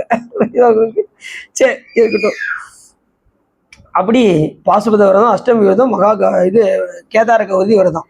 அம்பாள் வந்து கேதாரத்துல ஐயாவை வழிபாடு செய்து தன்னுடைய இடப்பாகத்தை வாங்கிய அந்த விரதத்துக்கு பேரு கேதார கௌரி விரதம். எத்தனை ஆண்டுகள்? 100 ஆண்டுகள் தவம் செஞ்சாங்களாம், உண்ணாம உறங்காம. யாரு? உமையம்மை. யாரை நோக்கி? சிவபெருமானை நோக்கி. எங்க? கேதாரத்தில். அதனால கேதாரம், அங்கு நாம் சென்று வழிபட்டால் நம் வினைகளாகும் சேதாரம், அதுவே நமக்கு ஆதாரம். சரி, அப்படி விரதங்கள் தவம், ஜவம், சந்தோஷம், ஆத்திகம், தானம், சிவன் தன் விரதம், சித்தாந்த கேள்வி. அதாவது சித்தாந்த கேள்வினா என்னன்னா, அதாவது ஞானத்தை பற்றி கேட்டல். இதுதான் சித்தாந்த கேள்வினா என்னன்னா, ஞானத்தை பற்றி இப்போ நீங்க கேட்குறீங்களா, இதெல்லாம் நம்ம கடைபிடிக்க வேண்டியது. இறைவனை பற்றிய நூல்களை எல்லாம் கேட்டல். அடுத்து வந்து மகம், அடுத்து வந்து யாகம் செய்தல். மகம்னா யாகத்தை செய்தல். அடுத்து வந்து சிவபூஜை செய்தல். இப்போ என்னென்ன சொன்னோம்? தவம், ஜபம், சந்தோஷம், ஆத்திகம், தானம், சிவன் தன் விரதம். 8 விரதங்கள் ஏதாவது ஒரு விரதம் கண்டிப்பா என்ன செஞ்சிடணும். என்ன நீங்க இப்போ இவ்வளவு சொன்னீங்க, அதுல ஒண்ணு வேணா கடைபிடிக்கலாம்னு நினைக்கிறேன் அப்படிங்கிறது தெரியுது. எல்லாருக்கும் எது ஈஸியா கடைபிடிப்பாங்க? இந்த சோமவார விரதம்னு சொன்னீங்க பாத்தீங்களா, அதுவும் இந்த கார்த்திகை மாசம் சொன்னீங்க பாத்தீங்களா, அது வேணா ஏதோ பரவாயில்லாம தெரிகிற மாதிரி இருக்கு. இல்லைன்னு வச்சுக்கோங்க, இல்லை பங்குனி உத்திரம் அன்னைக்கு இருக்கலாம். பங்குனி உத்திரம் 8 நாள் இருந்தால் ரொம்ப சிறப்பு. இது அவங்களுக்கு இப்போ நான் சொன்ன 8 நாள் இருந்தீங்கன்னா, மற்ற நாள் இருக்காட்டினாலும் கூட பரவாயில்ல, இந்த 8 நாள் இருந்தால் ரொம்ப சிறப்பு. முருகன் வழிபாடு ரொம்ப உரைப்பா பண்ணுறவங்க அந்த கார்த்திகை நேரத்தில் விரதம் இருப்பாங்க, சஷ்டி அன்னைக்கு விரதம் இருப்பாங்க. அதே போல் சிவ விரதங்கள் 8ன்னு சொல்லி ஏற்கனவே கந்த புராணத்தில் தான் சொல்லப்பட்டிருக்கு. ஏன்னா அது சிவ ரகசியமா, கந்தபுராணத்தில் உபதேச காண்டத்தில் 7வது காண்டத்தில் இது சொல்லப்பட்டிருக்கு இந்த 8 விரதங்களை பற்றி. சரிதானா? அதை முடிஞ்சவங்க கடைபிடிச்சிக்கோங்க. சரி, மகம் சிவபூசை. அடுத்து என்ன முழுவதும் இறை சிந்தனை. என்ன மதி மதி சொல் ஈரைந்து, இந்த சொன்ன 10 இதையும் நியமமாக நாம் கடைபிடிக்க வேண்டும் அப்படின்னு சொல்லி யார் சொல்றா? நிவம்பல செய்யின் நியமத்தனாமே. அப்படி உள்ளவங்க தான் என்ன செய்ய முடியும்? இறைவனை அடைய முடியும். இயம நியமத்தை யார் கடைபிடிக்கின்றார்களோ அவர்கள் தான் இறைவனை சென்று அடைய முடியும். எடுத்ததுமே நம்ம அவுட்டு. போன வட்டம் நம்ம என்ன சொன்னோம்? நியமத்திலே நம்ம அவுட்டு. இப்போ இயமத்தில் அவுட்டு. இப்போ வந்து நியமம் சொல்லியிருக்கீங்க, இது ஒன்றா நாங்கள் கடைபிடிக்கிறதுக்கு நாங்கள் முயற்சி செய்கிறோம் சுவா அப்படி. இப்போ சொன்ன 10 தவம், ஜவம், சந்தோஷம், ஆத்திகம், தானம், சிவன் தன் விரதம், சித்தாந்தம், கேள்வி, மகம், சிவபூசை, 9 போல் ஈரைந்து, மொத்தம் 10 இதையும் நாம கடைபிடிக்க வேண்டும் அப்படின்னு யார் சொல்றா? திருமூல தேவனார் சொல்றாரு. சரி, இப்ப நம்ம புராணத்துக்குள்ள போயிடும். சென்ற முறை அந்த ஒவ்வொரு இதை பத்தி பார்த்தோம். இப்ப முன் செய்த கண்ம பலத்தை புசிக்கும் போது யான் எனது என்கின்ற அகங்காரத்தோடு அந்த விருப்பத்தோடு புசிப்பவரே ஆகாமத்தையும் உண்டாக்குவார்கள். இப்ப நீங்க சாப்பிட்றீங்க, வினை ஏறுமா? தூங்குறீங்க, வினை ஏறுமா? நீங்க என்ன செஞ்சா வினை ஏறும்? மனத்தினாலும் வாக்கினாலும் காயத்தினாலும் யான் எனது என்கின்ற செருக்கோடு செய்யும் போது வினை உண்டாகும். மற்ற நேரத்தில் வினையாகாது. இப்ப சாப்பிட்றீங்க, அந்நேரம் வினை ஏறுமா? நீங்க தூங்கிட்டு இருக்கீங்க, அந்நேரம் வினை ஏறுமா? ஏறாது. ஆனால் யான் எனதுங்கிற செருக்கோடு எந்த காரியத்தை செய்தாலும் வினைகள் ஏறிக்கொண்டே இருக்கும். நீங்க ரூல்ஸ் படி நீங்க பாருங்களேன். நீங்க மற்ற நேரம் பூரா அந்த வழிபாட்டு நேரத்தை தவிர மற்ற எல்லா நேரத்திலையும் உங்க மனது என்ன சொல்லணும்னா யான் எனதுங்கிற செருக்கிலே தான் இருக்கும். வீட்டுக்கு போனா நம்ம சமைச்ச மாதிரி யாரு சமைக்க முடியும் அப்படின்னு அந்த படச்சட்டியை வறுக்கும் போது நம்மள மாதிரி டேஸ்ட்டை யாருங்க பண்ண முடியும்? அந்த அகங்காரம் உள்ள இருந்து பேசும், அப்படிதான் செய்யும். நினைக்கும் இல்ல இல்ல நீங்க இதுக்கு முன்னாடி அப்படிதான் இல்ல. இப்ப நீங்க தெரிஞ்சுட்டீங்க சார். இப்ப வந்து வழிபாட்டுக்கு வந்துட்டீங்க. இப்ப எல்லாம் சிவன் செய்யன்னு சொல்லி வருப்பீங்க. இதுக்கு முன்னாடி உள்ளதை சொல்றேன், புரியுதா உங்களுக்கு? நான் இப்போ உங்களுக்கு சொல்றேன் இல்ல. அந்த நம்ம இப்ப வந்து உலகத்தை பத்தி தான் சார் சொல்லிக்கிட்டு இருக்கோம். உலக மக்கள் அப்படிதான் இருப்பாங்க, புரியுதா உங்களுக்கு? எந்த நேரமும் அந்த சிந்தனை தான் ஓடிக்கிட்டு. என்ன மாதிரி யாரும் டேஸ்ட் பண்ண இதை நீங்க டேஸ்ட் பண்ணி பாருங்க அப்படின்னு பக்கத்து வீட்டுல எல்லாம் கொண்டு போய் கொடுப்பாங்க. பக்கத்து வீட்டுல அவங்களுக்கு முன்னாடி சூப்பருங்க அப்படிப்பாங்க. அவங்ககிட்ட போயிட்டாங்க வச்சுக்கோங்க, வச்சிருக்கா பாரு அப்படின்னு வசவுக்கு அது போற வரைக்கும் வாய்ப்புல இருக்கும். போயிட்டாங்க வச்சுக்கோங்க, துப்பிடுவாங்க. செஞ்சிருக்கா பாரு அப்படின்னு அவங்க எல்லாம் வெளியில தான் ஆக்ஷன். உள்ளுக்குள்ள பூரா அந்த எண்ணம் நம்ம ஏன் என்ன மாதிரி அவன் செஞ்சிருவாளாகும், கெஞ்சி வந்துட்டு கொடுத்துட்டா பாரு சொல்லுவாங்க. சரி, இருந்தாலும் அந்த அகங்காரத்தோடு செய்யறதுக்கு வினைகள் ஏறும். அதைத்தான் சொல்றாரு. அகங்காரம் கொண்டு விருப்பத்துடன் புசிப்பவருக்கு ஆகாமி வினை உண்டாகும், வேல்வினை உண்டாக ஆரம்பிச்சு. உள்ளும் புறமும் ஒத்த சித்தகதியுடைய ஞாதாக்கள் அனாதியாய் தொண்டு தொட்டு வரும் ஜனனத்தை ஒழிப்பார்கள். இப்படி உள்ளவர்கள் தான் என்ன செய்ய முடியும்? அதாவது இந்த ஆகாமியத்தை யார் ஒழிக்கின்றார்களோ அவர்கள் தான் சிவகதியை அடைய முடியும். குட்ட வியாதியை உடையவன். இன்னைக்கு உள்ள பார்த்தீங்கன்னா உள்ள இந்த ஒவ்வொருத்தரும் சாபத்தை பத்தி தான் இன்னைக்கு நிறைய வருது. குட்ட வியாதியை உடையவன் அக்னியை சேர்ந்த விடத்தில் அந்நேரத்துக்கு எப்படி சுகத்தை கொடுத்து வானோர் காம் வியாதியை உடையவர்கள் கொடி போன்ற இடையினை உடைய மடவாரை கூடி போதுள்ள சுகம் என்று அறிவார்கள். அதாவது இந்த மனைவியை தவிர மற்றவர்களோடு உறவு கொண்டால் என்ன உண்டாகும்? குஷ்ட நோய் உண்டாகும். அதுக்கு உதாரணம் வந்து யாரு சொல்லுங்க பார்ப்போம்? அருணைநாத பெருமான். அது குஷ்டமே வந்துருச்சு. எந்த நேரம் முருகா முருகா முருகா முருகா முருகா எப்பயும் அப்படி சொல்லிக்கிட்டே இருப்பாரு. ஆனா என்னதான் அவரு தவறான இதுல கூட இருந்தாலும் கூட காமத்துல போய் இருந்து பல பெண்களோடு இருந்தாலும் கூட ஆனா அவர் வழிபாடை விடாம செய்து கொண்டே இருந்தார். யாரு? அருணைங்க. ஒரு நாள் கூட முருகப்பெருமானுக்கு செய்ய வேண்டிய கடமையில அவர் தவறுனதே இல்லை. அதனாலதான் விழுகும்போது முருகான்னு விழுந்தாரு. உடனே முருகப்பெருமான் அவரை தடுத்தார். எவ்வளவு காரணம் முடிப்பாங்க. அதுதான் இப்பயே நம்ம இறைவனுடைய நாமத்தை சொல்லி பழகிக்கிட்டே இருக்கணும். முருகா முருகா முருகா, வைத்தியநாதா வைத்தியநாதா வைத்தியநாதா வைத்தியநாதா. சகஸ்திரீஸ்வரா சகஸ்திரீஸ்வரா ஏதாவது ஒரு நாமத்தை பிடிச்சிக்கணும், அதை கடைசி வரைக்கும் விடக்கூடாது. இது அவங்களுக்கு சுந்தரம் சாமியும் சொல்றாரு, வலிக்கு வெளியிலும் நின் திருப்பெயரலால் மற்றறியேன் மறுமாற்றம். வலிக்கு வந்தால் உங்களுக்கு என்ன வருதுன்னு யாராவது எல்லாம் டெஸ்ட் பண்ணி பார்த்தீங்களா? நான் விழும்போது பார்த்தீங்க, இதை நாம சொல்லுவோம் தாங்க நினைச்சேன். ஐயோன்னு வருது, என்ன செய்யலாம் அப்படின்னு ஒருத்தர் கேட்டார். ஐயோ தாங்க வருது அப்படிங்கிறாரு. விழுந்தா முருகா அப்படின்ட்டா பிரச்சனை இல்லை, வைத்தியநாதா அப்படின்னா பிரச்சனை இல்லை. விழும்போது ஐயோ அப்படின்னா யார் வருவா? யமனே வந்துடுவாரு. ஆளோன்னா யாரு சொன்னேன்? யமனுடைய மனைவி. ஐயோ அப்படின்னா யமனே வந்து தூக்கிட்டு போயிடுவாரு நம்மள. அதனால அவங்க உலகத்துக்கு நம்ம போக வேண்டாம். நம்ம நமச்சியத்தை சொல்லிட்டே இருந்தாலே நம்ம அவங்க உலகத்துக்கு போக வேண்டியதில்லை. நமக்கு அந்த இதே வராது. விபூதி ருத்ராஜன் தரிச்சாலே நம்ம அந்த உலகத்துக்குலாம் போக வேண்டியது. இப்போ கொஞ்சம் ரொம்ப பூஸ்ட் கொடுத்த மாதிரி இருக்குங்க அப்படிங்கிறது தெரியுது. இதாங்க சே. அப்படி அருணாத பெருமன் ஒவ்வொரு நாளும் வழிபாடு செய்து கொண்டு போய் கடைசி குஷ்டம் வந்துருச்சு. தன் அக்கா கிட்ட போனார் பாருங்க. அப்ப அக்கா வந்து நானும் ஓர் பெண் தான் அப்படின்னு இந்த ஒரு சொல்லுதான் அவரை மாத்திருச்சு. நானும் ஓர் பெண். ஆகா எவ்வளவு தவறு செய்ய ஆரம்பிச்சோம் அப்படின்ட்டு விறுவிறு நேராக போனாரு. அண்ணாமலை கோபுரத்துக்கு போனாரு. இப்பயும் நீங்க போனீங்கன்னா பார்க்கலாம், கிளி கோபுரம்னு இருக்கும். அந்த கோபுரத்தின் உச்சியில இருந்து விழ போனாரு. அப்ப யார் தடுத்தா? முருகப்பெருமன் தடுத்து ஆட்கொண்டார். அந்த கோபுரத்துல இருந்து கிளிய மாறி போனாரு. கூடு விட்டு கூடுவாய்கின்ற வித்த அரைநாத பெருமான் தெரியும். ஏன் அப்படின்னா அதை முருகப்பெருமான் உபதேசம் பண்ணியிருக்காரு. விராலிமலையில இருந்து அட்டாங்க யோகத்தை. விராலிமலையில சாதாரண இதுன்னு நினைச்சிடாங்க. விராலிமலை சரியான கோயில். இப்போ போயிட்டு வந்தோம் எல்லாருமே. சேலம் போயிட்டு வரும்போது போனோம்ல விராலிமலைக்கு, ஞாபகம் இருக்கா? ஞாபகம் இருக்க மாதிரி தான் சுவாசே தெரியுது. விராலிமலை போனோம்ல மேல. என்ன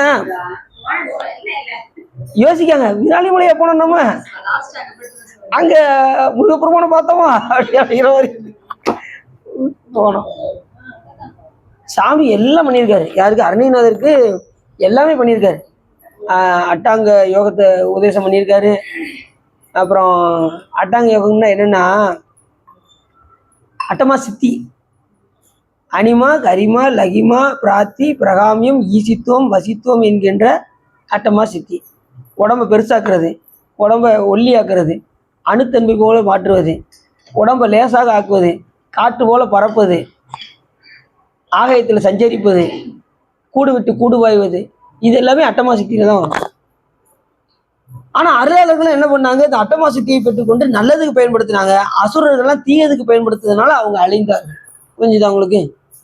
அப்ப நம்ம எதுக்கு பயன்படுத்தணும்? நல்லவற்றிற்கு பயன்படுத்த. புரிஞ்சுச்சா? எனக்கு அட்டமா சித்தியே இன்னும் வரலைங்க. நான் எப்படிங்க அட்டமா சித்தியில நமக்கு சாமி ஒன்று ஒன்றா உணர்த்துவார். நம்ம சிவத்தோடு ஒன்றும் போது நமக்கு எல்லாமே தானா கிடைக்கும். புரிஞ்சுதா உங்களுக்கு? யாரோட ஒன்றணும்? சிவபெருமானோட ஒன்றணும். அப்படி குஷ்டம் வந்த நிலையிலும் கூட முருகப்பெருமான்ட்டு முருகான்னு விழுந்தாரு. உடனே சாமி தடுத்து, சாமி எனக்கு அடியனுக்கு செய்ய வேண்டிய உபதேசம் என்ன அப்படின்னாரு. சும்மா இரு சொல்லற, அந்த ஒரே ஒரு உபதேசம் தான். எனக்கு இப்படி குஷ்டம் வந்த நிலையிலும் கூட நான் எதுக்குமே மன்னிக்கப்படாதவன், என்னை ஏன் தடுத்தீங்க அப்படின்னு சொல்லும்போது முருகப்பெருமான் சொன்னாரு, நீ தவறு செய்த காலத்திலும் கூட உன்னுடைய வழிபாடை விடாமல் செய்த காரணத்தினால் உன்னை தடுத்தாட்கொள்ள வேண்டிய சூழ்நிலை எனக்கு உருவாகியது அப்படின்னு யார் சொன்னா? முருகப்பெருமான் சொன்னார். அப்ப நம்ம எப்படி இருக்கணும்? எந்த நேரமும் சிவசிந்தனிலே இருக்கணும். இதை விட்டோன்னு வச்சுக்கோங்க, நமக்கு மறுபடியும் இது கிடைக்குமான்னு சொல்ல முடியாது. இப்ப நிறைய பேர் நினைக்கிறேன், என்னங்க கோயிலுக்கு போறீங்க, சாமி கும்பிடுறீங்க அப்படி சில பேர் சொல்றாங்களே, நம்ம வீட்டுக்கு இருந்து கிளம்பும் போதே கோயிலுக்கு போறீங்க, 24 நேரம் கோயிலுக்கு போறீங்க வைக்கிறீங்க, உங்களுக்கு என்னங்க சாமி கொடுத்தாரு அப்படின்னா, இந்த பிறவியை நீங்க தப்பு விட்டீங்கன்னு வச்சுக்கோங்க, அடுத்து சாமி கையில கிடைக்கவே மாட்டாரு. பிற்பால் நின்று பேல் கடித்தால் பெறுதற்கு அரியன் பெருமானே. சாமி கிடைக்கவே மாட்டாராம். இந்த மனித பிறவி கிடைச்சிருக்கு, கிடைச்ச இந்த பிறவியை நம்ம பயன்படுத்தலன்னு வச்சுக்கோங்களேன், மறுபடியும் மனித பிறவி தான் வருதுன்னு சொல்ல முடியாது. அடுத்து அவர் தற்கொலை பண்ணும்போது முருகப்பெருமான் சொன்னாரு, எப்பா தற்கொலை பண்ணா மனித பிறவி வராதேப்பா, அதனால உன்னை தடுத்து ஆட்கொண்டேன்னாரு முருகன். அவங்களுக்கு இப்பிறவி தப்பிடில் எப்பிறவி வாய்க்கும், மறுபடியும் மனித பிறவி தான் வாய்க்கும்னு என்ன சொல்ல முடியும்? நிச்சயம் என்ன இருக்கு? என்ன வேணா செஞ்சு வச்சிருக்கோன்னு யாருக்கு தெரியும்? எத்தனையோ கோடி பிறவில என்னென்ன செஞ்சு அட்டுழியம்லாம் பண்ணி வச்சுட்டு வந்தோமோ, ஏதோ ஒரு சில புண்ணியத்தின் காரணமாக சாமி இங்கே வந்து வழிபாடு பண்ணிட்டு இருக்கோம். இது இல்லைன்னா நம்ம என்ன செய்ய முடியும் சொல்லுங்க பாப்போம். ஆனால் சிவபெருமான்ட்ட வந்தாச்சுன்னா அடுத்து விட்டதுலேருந்து தொடரும். இல்லைன்னு வச்சுக்கோங்களேன், மறுபடியும் 0ல இருந்து ஆரம்பிக்கும் வாழ்க்கை. சமயதீச்சல் விட்டு சமயதீச்சல்லேருந்து அடுத்த பிறவியில் வரும். இதில் ரூல்ஸ் என்னன்னா மனித பிறவி வந்துடும். அது ஒரு பெரிய விஷயம்ல. யோசிச்சு பாருங்க. பாம்பா பள்ளியை பிறந்தா சாமியை கும்பிட முடியுமா? பாம்பா இருந்து இறைவனை கும்பிட முடியுமா? கை கால் இருக்கா? அதுக்கு யோசிச்சு பாருங்க. அது ஊர்ந்து தான் போக முடியும். இதெல்லாம் யோசிச்சு வாங்க. இதெல்லாம் நம்ம சிந்திச்சு பார்க்கணும்.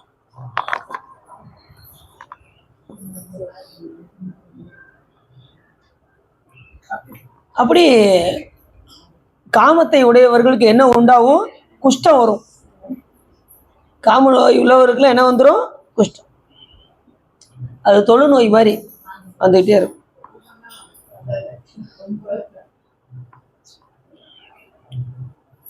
அடுத்து சொல்றாரு,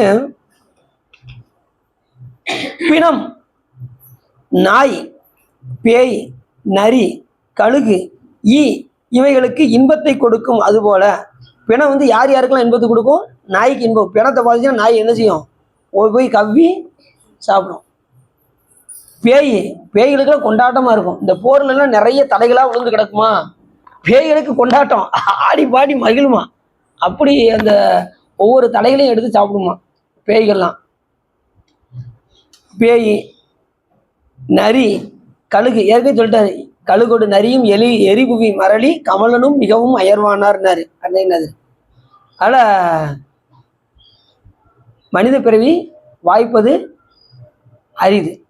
கிடைச்சிருக்கு, நம்ம பயன்படுத்தணும். அப்படி பிணத்தை பார்த்தா நாய், பேய், நரி, கழுகு, ஈ இவைகளுக்கு இன்பத்தை கொடுக்கும். அதுபோல மாத இன்பமும் காம விகாரமுடைய மூடர்களுக்கு இனிமை. மாதர்கள் யாருக்கு? மாதர்களை பார்த்தா யாருக்கு இனிமையா இருக்கும்? காம எண்ணம் உடையவர்களுக்கு இன்பமாக இருக்கும். விசாரிக்கும் இடத்தில் நிலைமை அளவே அவையால் இவை சி என்றவர்த்து வாக்கு மனக்கு எட்டாத சிவபெருமான் அருளினால் தமது சித்தித்தி அனுபவமான பேன்பத்தை அனுபவித்துக் கொண்டிருக்கும் அவர்களே சிறப்பு உடையவர்கள். இதை விடுத்து யாரு அதை சி என்று வெறுத்து, காமத்தை சி என்று வெறுத்து, ஏன் அப்படின்னா கைலாயத்துல என்ன கிடையாது? காமத்துக்கு இங்க வேலை கிடையாது.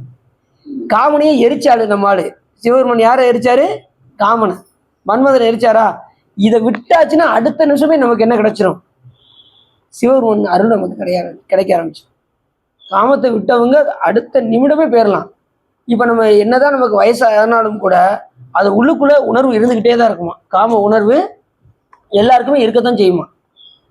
எப்போ ஒழியும்னா அதை அணுவிச்சு தீர்த்தாதான் ஒழியுமா. அது வரைக்கும் ஒவ்வொரு பிறவிலையும் வந்துகிட்டே தான் இருக்குமா. இது எல்லா உயிர்களுக்குமே உண்டு. இன்ப நிகழ்ச்சி எல்லா உயிர்களுக்குமே உண்டு. புல் பூண்டுல இருந்து எல்லா பிறவிகளுக்கும் உண்டு. சீயன வெறுத்து வாக்கு மனத்துக்கு எட்டாத சிவபெருமான் அருளினால் தமது சித்தித்தி அனுபவமான பேரின்பத்தை அனுபவித்து கொண்டிருக்கும் அவர்களே சிறப்புடையவர்கள். இதை வெறுத்து யார் வர்றாங்களோ அவங்க தான் சிறப்புடையவர்கள். புரியுது அவங்களுக்கு? வாக்குக்கும் அது உடனே வந்துடாது. ஒவ்வொரு பிறவிலையும் சிவபுண்ணியம் பண்ணிக்கிட்டே இருக்கும். என்ன புண்ணியம் செய்தனை நெஞ்சமே. இன்னைக்கு அந்த இதை வச்சு பார்த்தீங்களா? யாரு கேட்டா? ஸ்டேட்டஸ்ல பாத்தீங்களா? அது எப்படி பாடுறாரு பாத்தீங்களா? என்ன புண்ணியம் செய்தனை நெஞ்சமே, என்ன புண்ணியம் செய்தனை நெஞ்சமே, இருங்கடல் வையத்து முன்னை நீ பூரி நல்வினை பயனீடை, முன்னை நீ பூரி முற்பிறவிலே நீ பூரி நல்வினை பயனீடை, மமுழுமணி தரளங்கள் மண்ணு காவிரி சூழ்திருவளம் ஜூழி, மண்ணு காவிரி சூழ்திருவளஞ்சூழி, வாணனை வாயார வாணனை வாயார வன்னியாதரித்து ஏத்தியும் பாடியும் பன்னியாதரித்து ஏத்தியும் பாடியும் வழிபடும் அதனாலே, வழிபடும் அதனாலே. இப்படி பாட்டு ஏற்கனவே முற்பிறவில சிவபெருமான ஏத்தி பண்ணியும் ஆதரித்தும் ஏத்தியும் பாடியும் வழிபடும், அதனால தான் நமக்கு இந்த புண்ணியம் கிடைச்சிருக்கு. சிவபெருமானை பத்தி இப்படி கேட்கக்கூடிய புண்ணியம் எதுக்கு கிடைச்சிருக்கு? ஏற்கனவே முற்பிறவில சிவபெருமானை பத்தி கேட்டு அறிந்து அவர் மேல் அன்பு செலுத்தி அவரை புகழ்ந்து பாடி ஏற்கனவே பண்ணி ஆதரித்து ஏத்தி பாடி இருந்ததுனால நமக்கு இந்த பயன் கிடைச்சிருக்கு. அதனாலதான் என்ன புண்ணியம் செய்தனே நெஞ்சமே இருங்கடல் வையத்து முன்னை நீ புரியும் நல்வினை பயனிடை. முற்பிறவிலே நல்வினை செய்த காரணத்தினால், சிவபெருமானை ஏற்றி போற்றிய காரணத்தினால், அவரை அர்ச்சித்த காரணத்தினால், அவரை வழிபாடு செய்த காரணத்தினால், அவரை சிவபூஜை செய்த காரணத்தினால், அவரை ஒவ்வொரு தலங்களுக்காக சென்று போய் வழிபட்ட காரணத்தினால், அவரை ஒவ்வொரு திருக்கோயிலும் சென்று பாடிய காரணத்தினால் நமக்கு இந்த நிலை கிடைத்தது. இல்லைன்னா கிடைக்காது. ஞானசம்பந்தனுடைய வாக்கு யாருடைய வாக்கு? சிவபெருமான் வாக்கு. பண்ணி ஆதரித்து ஏத்தியும் பாடியும், ஏத்தினா சிவபெருமானை போற்றின்னு அர்த்தம். ஏத்தியும் அவரை போற்றி பாடியும் வழிபடும் அதனானே. வழிபடுதல்னா சிவபூஜை செய்தல். வழிபட்டதுன்னா அதான் நமக்கு இந்த பிறவில சுவாமி அவரை சிந்திக்கும்படி நம்மளை வைத்திருக்கின்றார். இல்லைன்னா வராது. அருமையான பாட்டு. இந்த பாட்டை எல்லாம் மனப்பாடம் பண்ணி வச்சுக்கோ. ஒவ்வொரு பூஜை நேரத்தில் இதெல்லாம் பாடணும். ஏற்கனவே சொன்னேன்ல, சில பாடல்கள்லாம் பூஜையினோட முடிவில் எழுதி வச்சுக்கிட்டு பாட சொல்லியிருக்கேன். எத்தனை பேர் கடைபிடிக்கிறீங்கன்னு தெரியல. முதல் பாட்டு என்ன சொன்னேன்? அன்றே எந்த நாவியும் உடலும் உடைமை எல்லாமும் குன்றே எனையாய் என்னை ஆட்கொண்ட போதே கொண்டிலையோ இன்றொரு இடையூர் எனக்குண்டோ என்றோல் முக்கன் எம்மானே நன்றே செய்வாய் பிழை செய்வாய் நானோ இதற்கு ஆய். வேற என்ன பாட்டு சொன்னேன்? சிவா நீங்க வரியை சொல்லுங்க, நாங்க அடுத்த வரி ஆட்டோமேட்டிக்கா சொல்லிடுவோம். பூசையும் பூசைக்கேற்ற பொருள்களும் பூசை செய்யும் நேசனும் பூசை கொண்டு நியதியில் பேரும் நல்கும் ஈசனும் ஆகி பூசை யான் செய்தேன் என்னும் என் போத வாசனை அதுவும் ஆகிய மறை முதலடிகள் போற்றி. அதை பாடலாம். அப்புறம் கல்லாப்படையும் கருதாப்படையும் கசுந்துரியின் இல்லாப்படையும் நினையாப்படையும் நீ ஐந்தளத்தை சொல்லாப்படையும் துதியாப்படையும் தொழாப்படையும் எல்லாப்படையும் பொறுத்தல்வாய் கட்சி ஏகம் பாடலாம். வேற என்ன பாடு பாடுவீங்க? இல்ல பூஜையின் முடிவுல சொன்னேன். முடிவுல யானை போய் என் நெஞ்சும் போய் என் அன்பும் போய் வினையன் அழுதால் உன்னை பெறலாமே பண்ணலாம். ஏதாவது அதாவது ஆமாறு உன் திருவடிக்கு அகங்குலையன் அன்புருகேன் பூமாலை புனிந்தேத்தேன் புகழ்ந்துரையேன் புத்தேரில் கோமான் என் திருக்கோயில் தூகேன் மெழுகேன் கூத்தாடேன் எவ்வளவு சொல்றாரு. மாணிக்காச பெருமான் அவ்வளவு தூரம் இறங்குறாரு. நான் ஒண்ணுமே செய்யல சாமி அப்படிங்கிறாரு. அதுக்கே சிவபெருமான் வந்து அருள் செய்யறாருன்னா நமக்கு அருள் செய்ய மாட்டாரா? யோசிச்சு பாருங்க. நம்ம எப்படியாவது அடியார் கூட இருந்தாலே போதும், நமக்கு அருள் கிடைச்சிக்கிட்டே இருக்கும். அடியார் நடுவில் இருக்கும் வரலை புரியாய் பொன்னம்படுத்திய முடியா முதலே என் கருத்து முடியும் வண்ணம் முன்னின்று. சரி,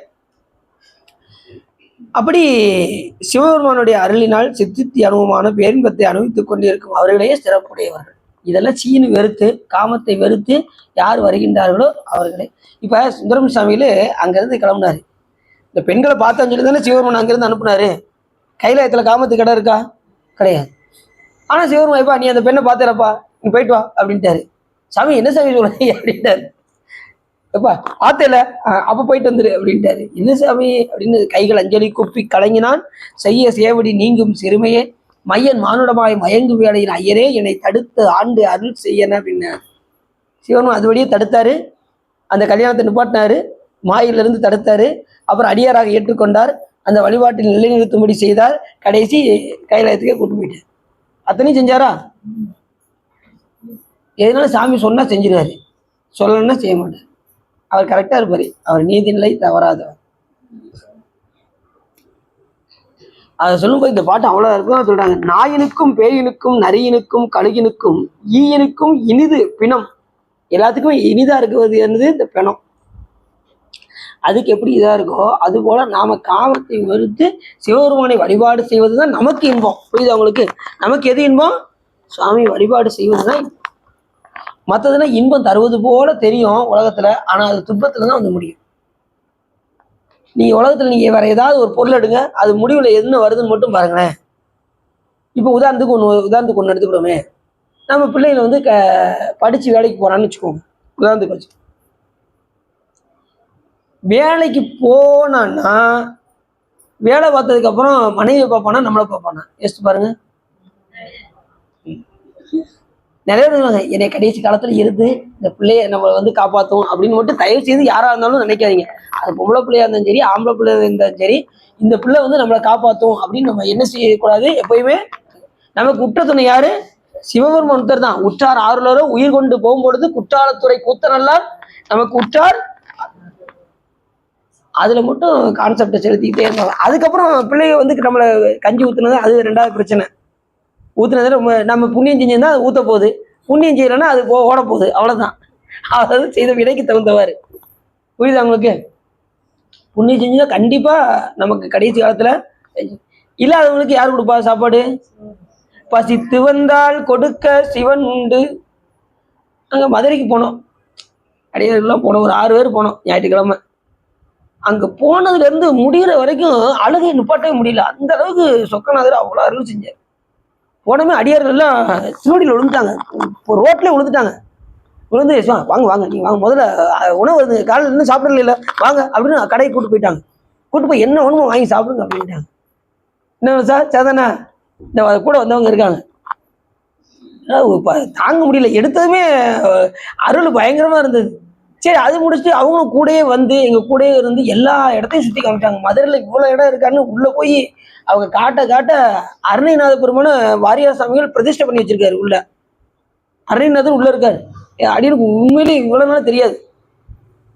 அவங்க சொல்றாங்க வாரியார் சாமிகள் இருக்கும்போது வந்து அருணைநாதர் பிரதிஷ்டை பண்ணாங்க. முத்தமிழ் சங்கம், முருகப்பெருமான தனி சன்னதி எல்லாம் ஒவ்வொன்றும் பார்த்தீங்கன்னா இத்தனைக்கும் எனக்கு பாதி தான் பார்த்தோம், இன்னும் பாதி பார்க்கல, தயாரிச்சு. அதுக்கே அவ்வளவு அருள் கொஞ்சம் நெஞ்சம் இல்லை.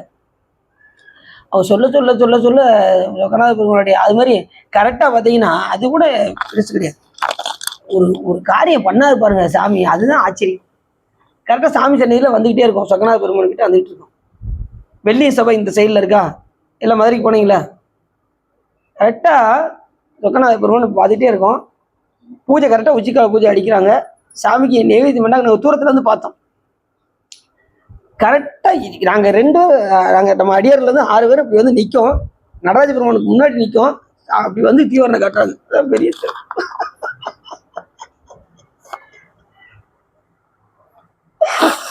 இவ்வளோ பெரிய கருணை நம்ம அடியாரில் வராங்க உங்களுக்கு காட்டணும். நமக்கு விருப்பத்தோடு இருந்தோம். நாங்கள் சாமிக்கு முதல்ல சொக்கநாத பெருமானை காட்டும் போது நாங்கள் கீழே குனிஞ்சு நிமிந்து மேலே ஏறி ஒரு ஆள் மேலெல்லாம் ஏறி பார்த்தோம்.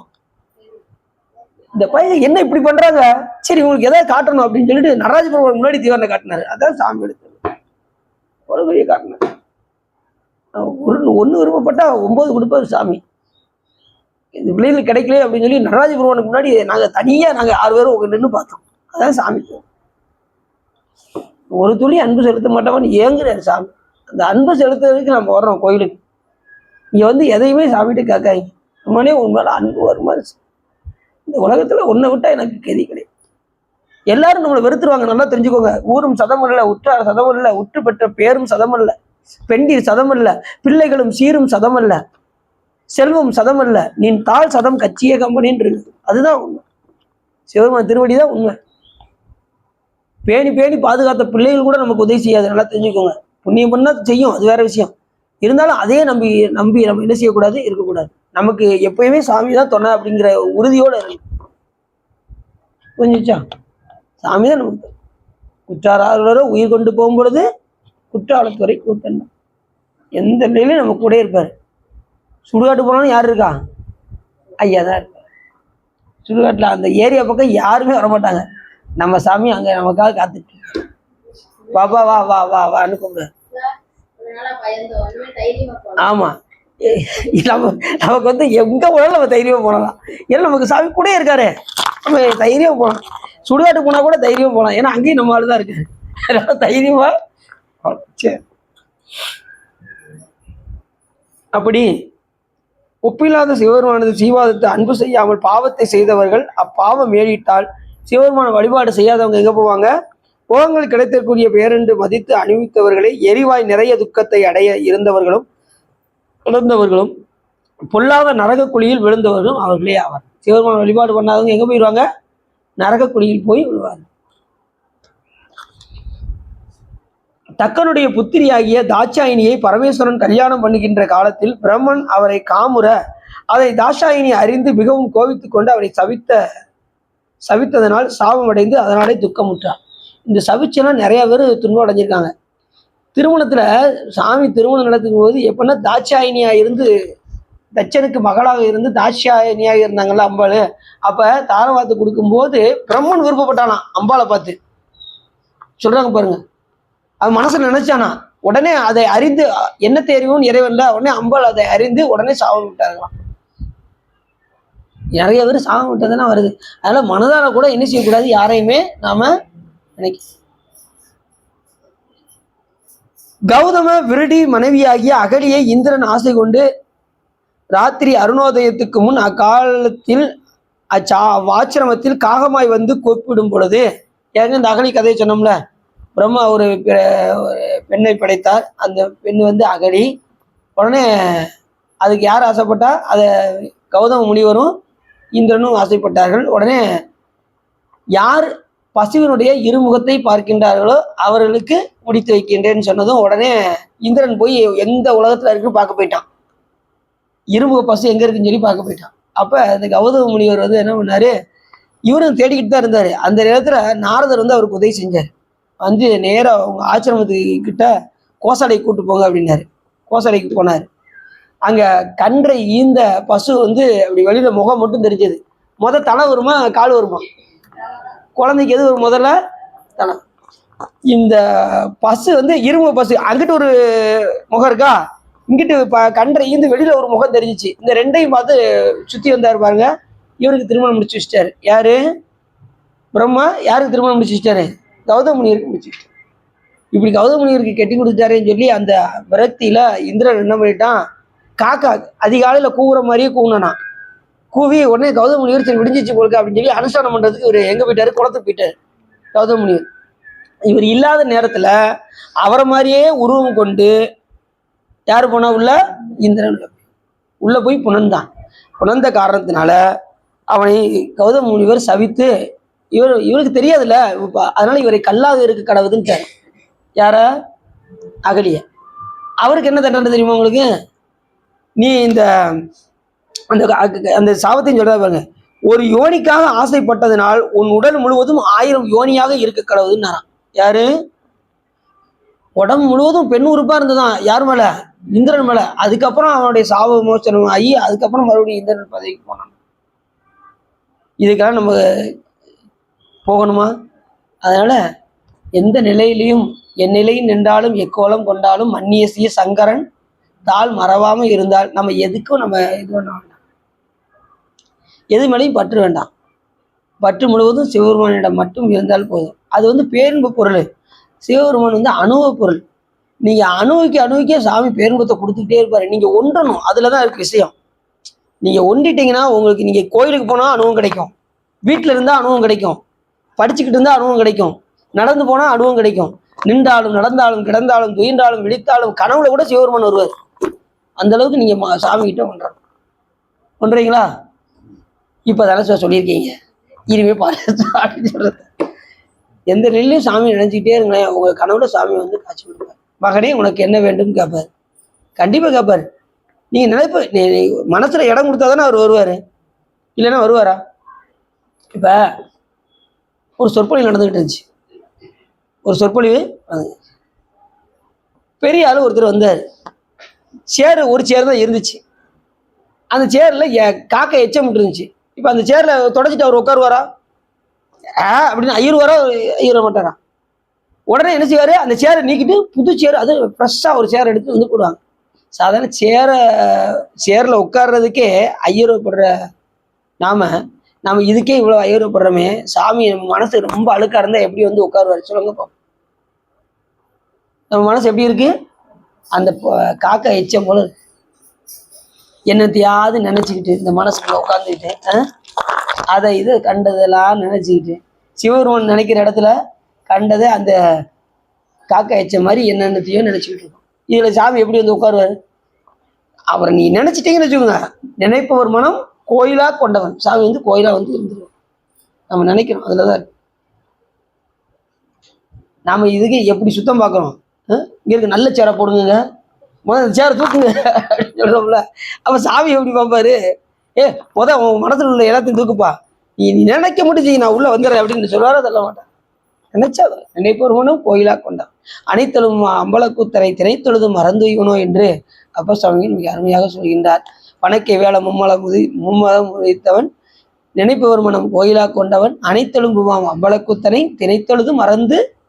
அவன் செய்கின்ற கருணையை நம்ம திணைத்தொழுதும் கூட என்ன செய்யக்கூடாது, மறக்கவே கூடாது.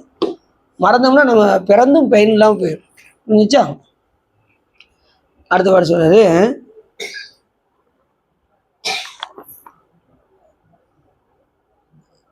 அந்த துயரத்துக்கு அளவே இல்லாம ஆயிடுச்சான். சந்திரன் தன் ஆசிரியரான வியாழ பகவானுடைய மனைவியை தீண்டியதனால் அவனுக்கு கயரோக வியாதியை உண்டாகி துயரமடைந்தான். சந்திரன் என்ன பண்ணா, ஏற்கனவே சந்திரன் அந்த தக்கனுடைய சாபத்துக்கு வேற ஆளானா.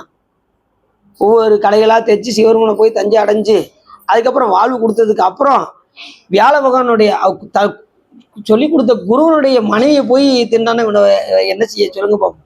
சந்திரன் அப்படி, அதனால அவனுக்கு என்ன வியாதி உண்டாச்சான், கயரோக வியாதினா என்ன ஆகுதுன்னா அந்த எலும்பு சம்பந்தப்பட்ட தோல் நோய். அதான் கயரோக வியாதி யாருக்கு வந்துச்சு, சந்திரனுக்கு வந்து. அடுத்து சொல்றாரு, கைடோதத்தால் நலனும் அவன் மனைவியாகிய தமயந்தியும் போராட்டம் பார்த்தோம்ல அந்த கதையெல்லாம் வனத்தில் செஞ்சு அந்த 2 பேரும் காட்டை விட்டு போறாங்கல்ல, அவருடைய கெட்ட காலம் வரும்போது அவங்க சூதாட்டத்துல தோற்று அதுக்கப்புறம் போகும்போது சரி மனைவி விட்டுட்டு நம்ம போவோம் அப்படின்னு சொல்லி மனைவி உறங்கிட்டு இருக்கிற நேரத்துல எந்திரிச்சு நலன் போயிட்டான். அந்த நேரத்துல தமயந்தி அங்க இருக்கும்போது ஒரு வேடுவன் வந்தான்னு சொன்னேன் பார்த்தீங்களா. வேடுவன் வந்து புனர பார்த்திருக்கான் யார, தமயந்திய. அதனால தமயந்தி வந்து கற்பு கரசிங்கிறதுனால அவர் சாபம் விட்டது பழிச்சிருச்சான் அந்த வேடனை. கற்பு கரசியா யாரும் தான் சரி மனதால கூட யாரையும் தீண்டாம இருந்தாங்கன்னா அவங்க எது சொன்னாலும் நடக்கும். கண்ணிக்கு எரிச்சாலா மாதிரியா, கற்பு கரசிய தானே, சொன்னது எரிஞ்சிச்சான். இப்படி நிறைய பேர் பார்த்தீங்கன்னா சொன்னது நடக்கும். வேடன் வந்து அதனை விடுவித்ததனால் அவனை கூடும்படி எண்ணி அறிந்து அவன் கூட வேண்டும் என்று நினைப்பை அறிந்து அவன் என்ன செஞ்சாலாம், எரிந்து போக சபிச்சானான். அந்த வேடுவன் எரிஞ்சே போயிட்டானான். அவனுடைய எண்ணத்தை அறிந்து அந்த வேடுவனை எரிந்து போக கடவுதுன்னு சொல்லி சொன்னாலாம். உடனே எரிஞ்சு போயிட்டானா யாரு, அந்த வேடுவன்.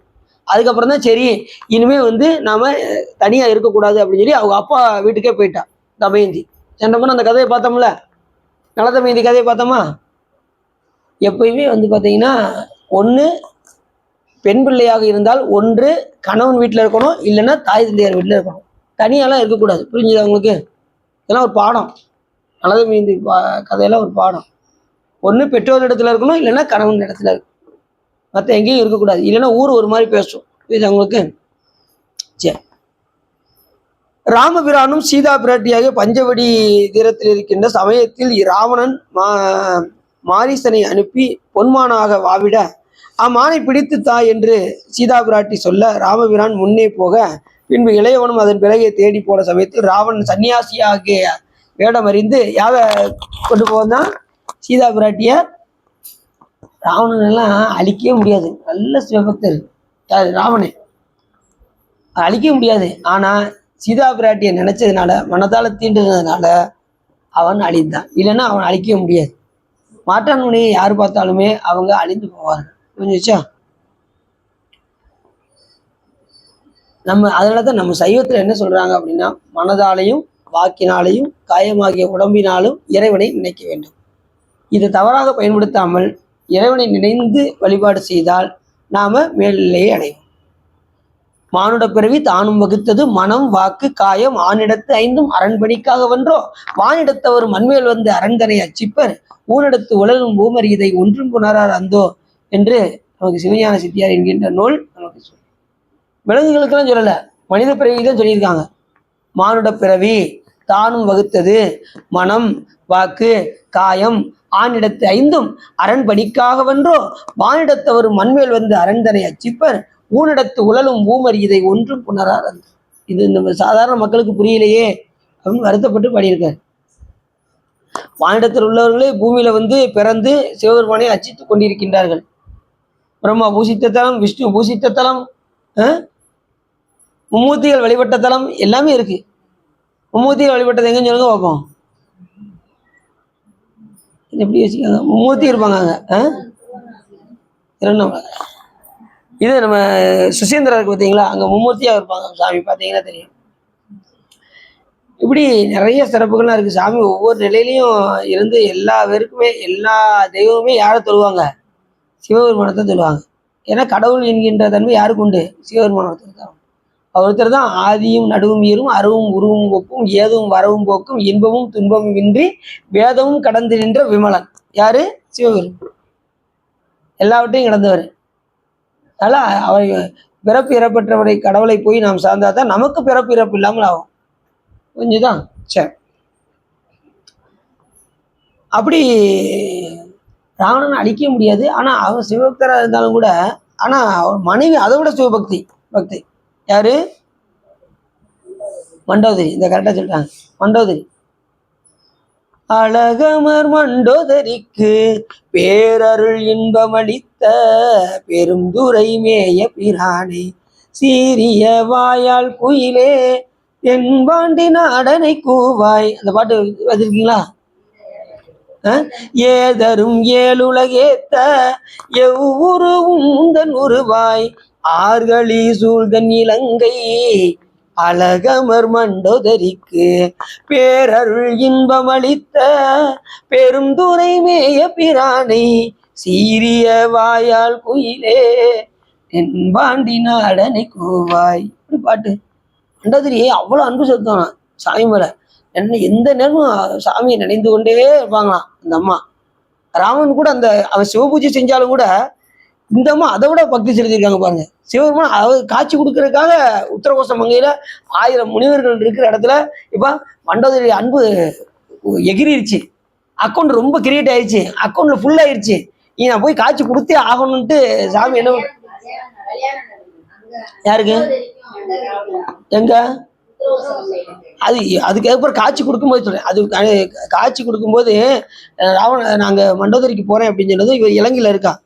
அப்ப இவங்க எல்லாம் என்ன சொல்றாங்க, 1000 முனிவர்கள் பெருமனே இது அங்க ராவணன் இருக்கானே அவன் உங்களை தீண்டுவானே அப்படின்னு சொல்லி சொன்னதும், அவன் என்னை தீண்டினாள் என்றால் இங்கே ஜோதி எழும், இதில் நீங்கள் புகுந்து விடுங்கள் அப்படின்னு சாமி சொல்லிட்டு போகும்போது அங்க இருக்கிற ஒரு முனிவர்கிட்ட மட்டும் இந்த ஏடை நீ கையில வச்சிருப்பா அப்படின்னு சொல்லிட்டு சாமி அங்க போயிட்டாரு. அந்த ஏடை வச்சிருக்குன்னு சொன்னது யாரு, மாணிக்கவாசர். அவர் தான் மறுபடியும் மாணிக்கவாசராக வர்றாரு. அதுக்கப்புறம் தான் அங்கே போய் நீச்சல் உண்ணப்போ 51 பாட்டு பாடுறாரு. என்னை விட்டுட்டு போயிட்டியேன்னு பாடுறாரு. அந்த 1000 முனிவர்கள் ஒருத்தர் தான் மாணிக்க வாசக பெருமான். அந்த மண்டோதரிக்கு அருள் இருக்கும்போது அப்படியே அந்த அம்மா நினைச்சுக்கிட்டே இருந்தாங்களாம். உடனே சிவபெருமான் முன்னாடி போய் ஒரு இளைஞனாக காட்சி கொடுத்தாராம். உடனே இப்படி கண்ணு திறந்து பார்த்ததும் உடனே சிவபெருமான கண்டு வணங்குறாங்க.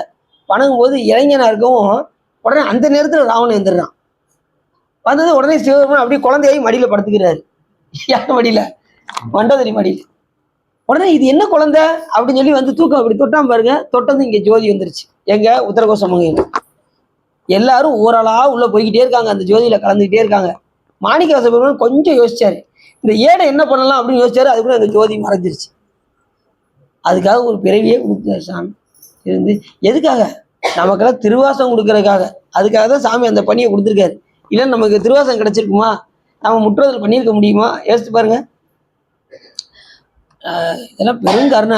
சாமி திருவாசகம் கொடுத்தது, நமக்கு திருத்தொண்ட தொகை கொடுத்ததுன்னா பெரும் கருணை. என்னால் எதுவுமே படிக்க முடியலங்க, ஏதாவது ஒரு பாட்டு இருந்தால் சொல்லுங்க அப்படின்னா, இந்த திருத்தொண்ட தொகை பாடிட்டாலே நம்ம இந்த பிறவிலேருந்து தப்பிச்சிடலாம். இந்த ஒரு பாட்டை பாடுறதுக்காக அங்கேருந்து வர்றாரு யாரு, சுந்தரம் சுவாமிகள். தீதில்லா திருத்தொண்ட தொகை தர மாதவம் செய்திட தென் திசை வாழ்ந்திட தீதில்லா திருத்தொண்ட தொகை தர போதுவார் அவர் மேல் மனம் போக்கிட காதல் மாதரும் காட்சியில் கண்ணினார். இந்த ஒரு பாட்டை கொடுக்கறது தீதில்லா திருத்தொண்ட தொகை தருவதற்காக அந்த பெண்கள் மேல் பார்க்கும்படி சிவபெருமான் தான் செஞ்சாராம். அவர் பார்க்கலையா, செஞ்சது யாரு? இந்த ஏதோ ஒன்று சொன்னேன், அதை ஒருத்தர் சொற்பொழியில் இருந்துட்டு இப்போ நாங்கள் கேட்டுக்கிட்டு கூட அவர் தான் எங்களை கேட்க வைக்கிறாரு. நான் பக்கத்து வீட்டில் ஒருத்தர் வந்து என்கிட்ட பேசிக்கிட்டே இருப்பார், அது கூட அவர் என்னை பேச வைக்கிறாரு. இப்படின்னு அவர் வந்து கொஞ்சம் பக்குவம் ஆயிட்டார். எதனாலும் சிவபெருமான் தாங்க செய்கிறாரு அப்படிங்கிற அந்த பக்குவத்துக்கு வந்துட்டார். இப்போ நம்மளை அறியாமலே மனம் வந்து எங்கேயாவது செல்லுதுன்னா அது யாருடைய செயல்? இறைவனுடைய செயல்னு நினைக்கிறேன். நம்ம நம்ம பார்க்குறோம், நம்ம பேசுகிறோம், நம்ம பழகுறோம் அப்படிங்கிற யான் என்னதுங்கிற செருக்கு மட்டும் வந்துடக்கூடாது. எல்லாம் பெருமான் பார்க்க வைக்கிறாரு. அவர் திருவருள், நம்ம கையில எதுவும் கிடையாது, எல்லாம் அவருடைய திருவருள் அப்படின்னு நினச்சிட்டோம்னா அதில் வினை ஏறாது. இப்போ நீங்கள் தெரியாமல் ஒரு ஆளை பார்க்குறீங்கன்னு வச்சுக்கோங்களேன், ஏதோ ஒரு பொருளை பார்த்து அழகாக ரசிக்கிறீங்கன்னு வச்சுக்கோங்களேன், எல்லாம் பெருமான் அனுபவிக்க வைக்கிறாரு, நம்மளால ஆகக்கூடிய காரியம் ஒன்றும் இல்லை அப்படின்னு நினச்சிட்டிங்கன்னா வினை ஏறாது. அவரை மறந்து நீங்கள் செஞ்சீங்கன்னா வினை ஏறிடும். புரிஞ்சுச்சா? இப்போ நம்ம எப்பயுமே இந்த மனம் போகாதே, இப்படி போகும்படி செய்யுதே. இப்போ சுந்தரம் சாமி அப்படிதான் வந்தார், அந்த ஒற்றியூருக்கு வந்தார். இவர் அறியாமலே கண் அங்கே போகுது. சங்கில் நச்சாரு பூ கட்டிக்கிட்டு இருக்காங்க. பூ கட்டிக்கும் போது இப்படி நேரம் இப்படி பார்க்க, ஏதோ கையை மட்டும் முதல் இப்படி வெளியில் இப்படி அந்த அம்மா நீட்டினாங்க. பூ அப்படி வெளியில் கொடுத்தாங்க. கன்னி மாடத்தில் உள்ளே இருப்பாங்க. வெளியில் இப்படி கையை மட்டும் நீட்டு இப்படி முதல் கையை பார்த்தாரு. அதுக்கப்புறம் முகம் தெரியுமான்னு பார்த்தாரு. டக்குன்னு அந்த அம்மா அப்படி திறந்து பூ இப்படி கொடுத்துட்டு இப்படி ஒரு செகண்ட் தான் அடிக்ட் ஆகிட்டாரு சுந்தரம் சாமி. சாமி, என்னுடைய மனம் இப்படி போகவே போகாது, ஏற்கனவே பறவை நான் சேர வேற திரும்ப முடிச்சுட்டேன் அப்படி பார்த்துட்டே சார். உடனே சாமி, எப்பா சுந்தரா சாமி எனக்காக ஏதாவது பார்த்து ரெக்கமெண்ட் பண்ணு சாமி அப்படின்னாரு சிவர். உடனே சிவர் மேலே ரெக்கமெண்ட் பண்ணாரு. ஏமா சுந்தரர் வந்து மேருமலையிலும் தவம் செஞ்சவேமா அப்படின்னாரு. சிவர் போய் ரெக்கமெண்ட் பண்றாரு. என்ன சாமி, அவர் ஏதோ திருவாரூர்ல அந்த பறவை நாச்சியாரோட இருக்கிறதாக கேள்வி அப்படின்னு. ஏமா உனக்கு வேணும் சத்தியம் வேணா பண்ணி கொடுக்கமா, இந்த ஊரை விட்டு அவன் எங்கேயும் போக மாட்டான், உன் கூட தான் இருப்பான், ஓகேவா அப்படின்னாரு. ஏதோ நீங்க சொல்றீங்க, உங்க சொல்ல மீற முடியுமா சாமி, நீங்க பார்த்து எது செஞ்சாலும் சரிதான் சாமி அப்படின்னாங்க அந்த அம்மா. சங்கினாச்சு. உடனே முடிச்சு வச்சுட்டார்ல. என்ன சத்தியத்தை மீறினதுனால 2 கண்ணு போயிடுச்சு. சத்தியத்தை மீறினார்ல, வசந்த உச்சவத்தி. அது 2 மனைவி திருமணம் முடிச்சாலும் யோக நிலை யாரு? சுந்தரம் சாமி. மறந்துடக்கூடாது. சரிக்கு யாரு? அப்பர் சாமி. கிரிக்கு யாரு? ஞானசம்பந்த பெருமாள். யோகத்துக்கு யாரு? சுந்தரம் சாமி. ஞானத்துக்கு மாணிக்கவாசன். எப்படி இருக்காங்க பாருங்க. உடனே அவரே 2 கல்யாணம் முடிச்சிருக்காரு. முருகப்பெருமான் 2 கல்யாணம். அதெல்லாம் நல்லா தெரிஞ்சுக்கோங்க. அருளாளர்கள்லாம் அது கல்யாணம் கிடையாது. அதாவது அருள் நிலை அவங்களுக்குலாம் சக்தி. முருகப்பெருமானுக்கு 2 வகை சக்தின்னு எடுக்கணும். சரி, இச்சாசக்தி கிரியாசக்தின்னு எடுக்கணும். உடனே 2 மனைவின்னு எடுக்கக்கூடாது. அதாவது சக்திகள். விநாயகர் பெருமானுக்கு சக்தி உண்டா? விநாயகர் பெருமான் கல்யாணம் கிடையாதா? அடி விநாயகர் பெருமானுக்கு கல்யாணமே கிடையாதுங்கிற இன்னைக்கு ஒரு சக்தியா அப்படின்ற. விநாயகர் பெருமான் சக்தி உண்டு. விநாயகர் பெருமானுக்கு மட்டும் 18 சக்தி உண்டு, தெரியுமா உங்களுக்கு? அதுல சித்தி புத்திலாம் உண்டு. ஆனா ரொம்ப ஃபேவரட்டா உள்ளது என்ன? வல்லபை. எப்பயுமே மடியில் வச்சிருப்பாரு, பாத்தீங்கன்னா தெரியும். நம்ம கோயில வல்லபை விநாயகர் பெருமான் மடியில் வச்ச மாதிரி வல்லபை விநாயகர் ஐயப்பங்கள் பக்கத்துல பார்த்துருக்கீங்களா? வல்லபை. எப்பயுமே விநாயகர் பெருமானுடைய அருள் சக்தின்னு சொன்னா வல்லபை தான் சொல்லணும். விநாயகர் பெருமான் வல்லபை, பிரம்மா சரஸ்வதி, திருமால் லட்சுமி, ருத்ரன் பார்வதி, மகேஸ்வரன் மகேஸ்வரி, சதாசிவமூர்த்தி மரண்மணி. அப்படிதான் சொல்லணும். அப்படிதானே? என்ன சார் இப்ப சொல்றது எங்களுக்கு கொஞ்சம் ஓரளவுக்கு புரியுது சொல்றது. சரி, இல்லைன்னா சாமி சாதாரண யாரும் காட்சி கொடுக்க மாட்டாரு. ஊசி நூலிய தவம் இருந்தாலும் காட்சி கொடுக்க மாட்டாரு. அங்கங்களெல்லாம் வெட்டி போட்டாலும் காட்சி கொடுக்க மாட்டாரு. அன்பு செலுத்தினா ஓடி வந்துடும். பொண்ணும் மெய்ப்பொருளும் தருவானை, போகமும் திருவும் புணர்ப்பானை, பின்னைய நெஞ்ச பிழை பொறுப்பானை, பிழையெல்லாம் தவிர படிப்பானை, இன்ன தன்மையில் நின்று அறிவுண்ணா எம்மானை அப்படின்னு சொல்லிட்டு எளிவந்த பிரான்ட்டார். நீங்க அன்போட கூப்பிட்டா ஓடி வந்துடுவார் சாமி. எளிவந்த பிரான் யாருக்கு? அடியார்களுக்கு எளிவந்த பிரான். எளிவந்த பிரானே அன்னம் வைகும் வயற்பலனத்தனி ஆரூரானை மறக்கலுமாமே அப்படிங்கிறாரு சுந்தரம் சாமி.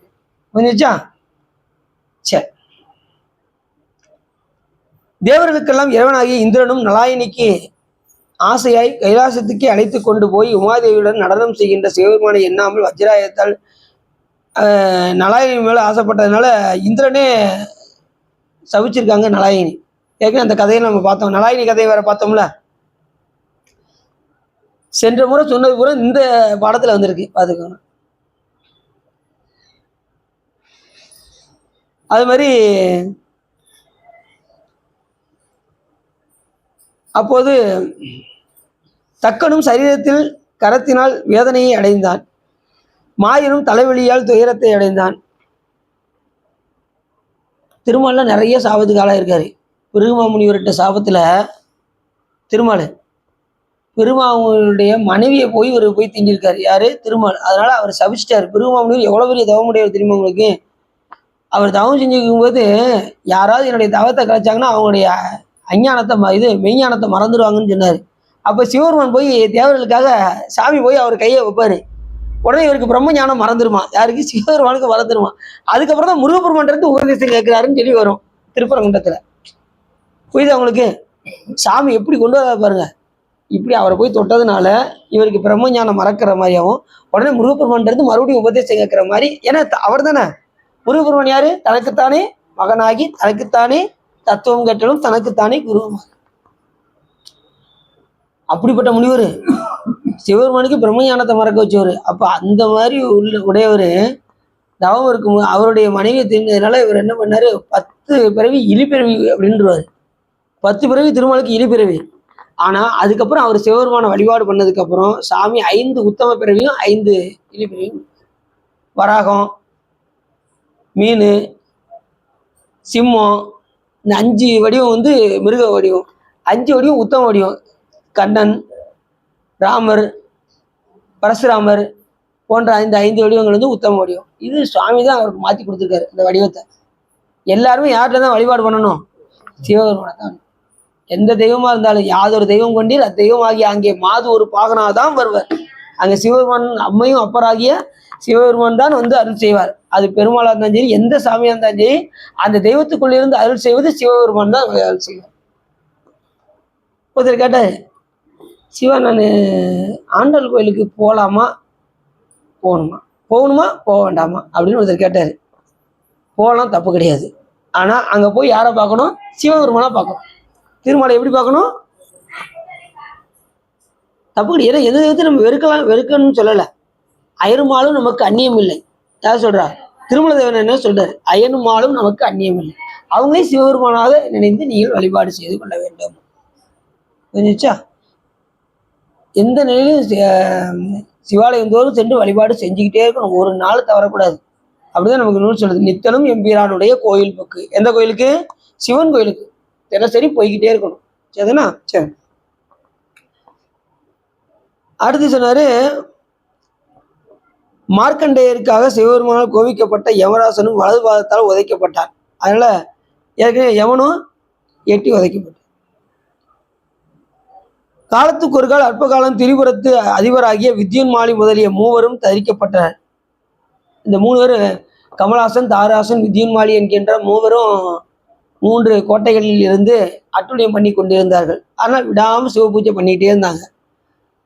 அந்த 3 அசுரர்கள் மட்டும், எண்ணில்லாத அசுரர்கள் இருந்தாங்க. அதுல 3 அசுரர்கள் மட்டும் விடாம சிவ பூஜை பண்ணிக்கிட்டு இருந்ததுனால சிவபெருமான் அவர்களுக்கு அருள் செய்து 2 பேரை துவாரபாலகராகவும் ஒருவரை குடமலாநந்தியாகவும் ஆக்கினார்.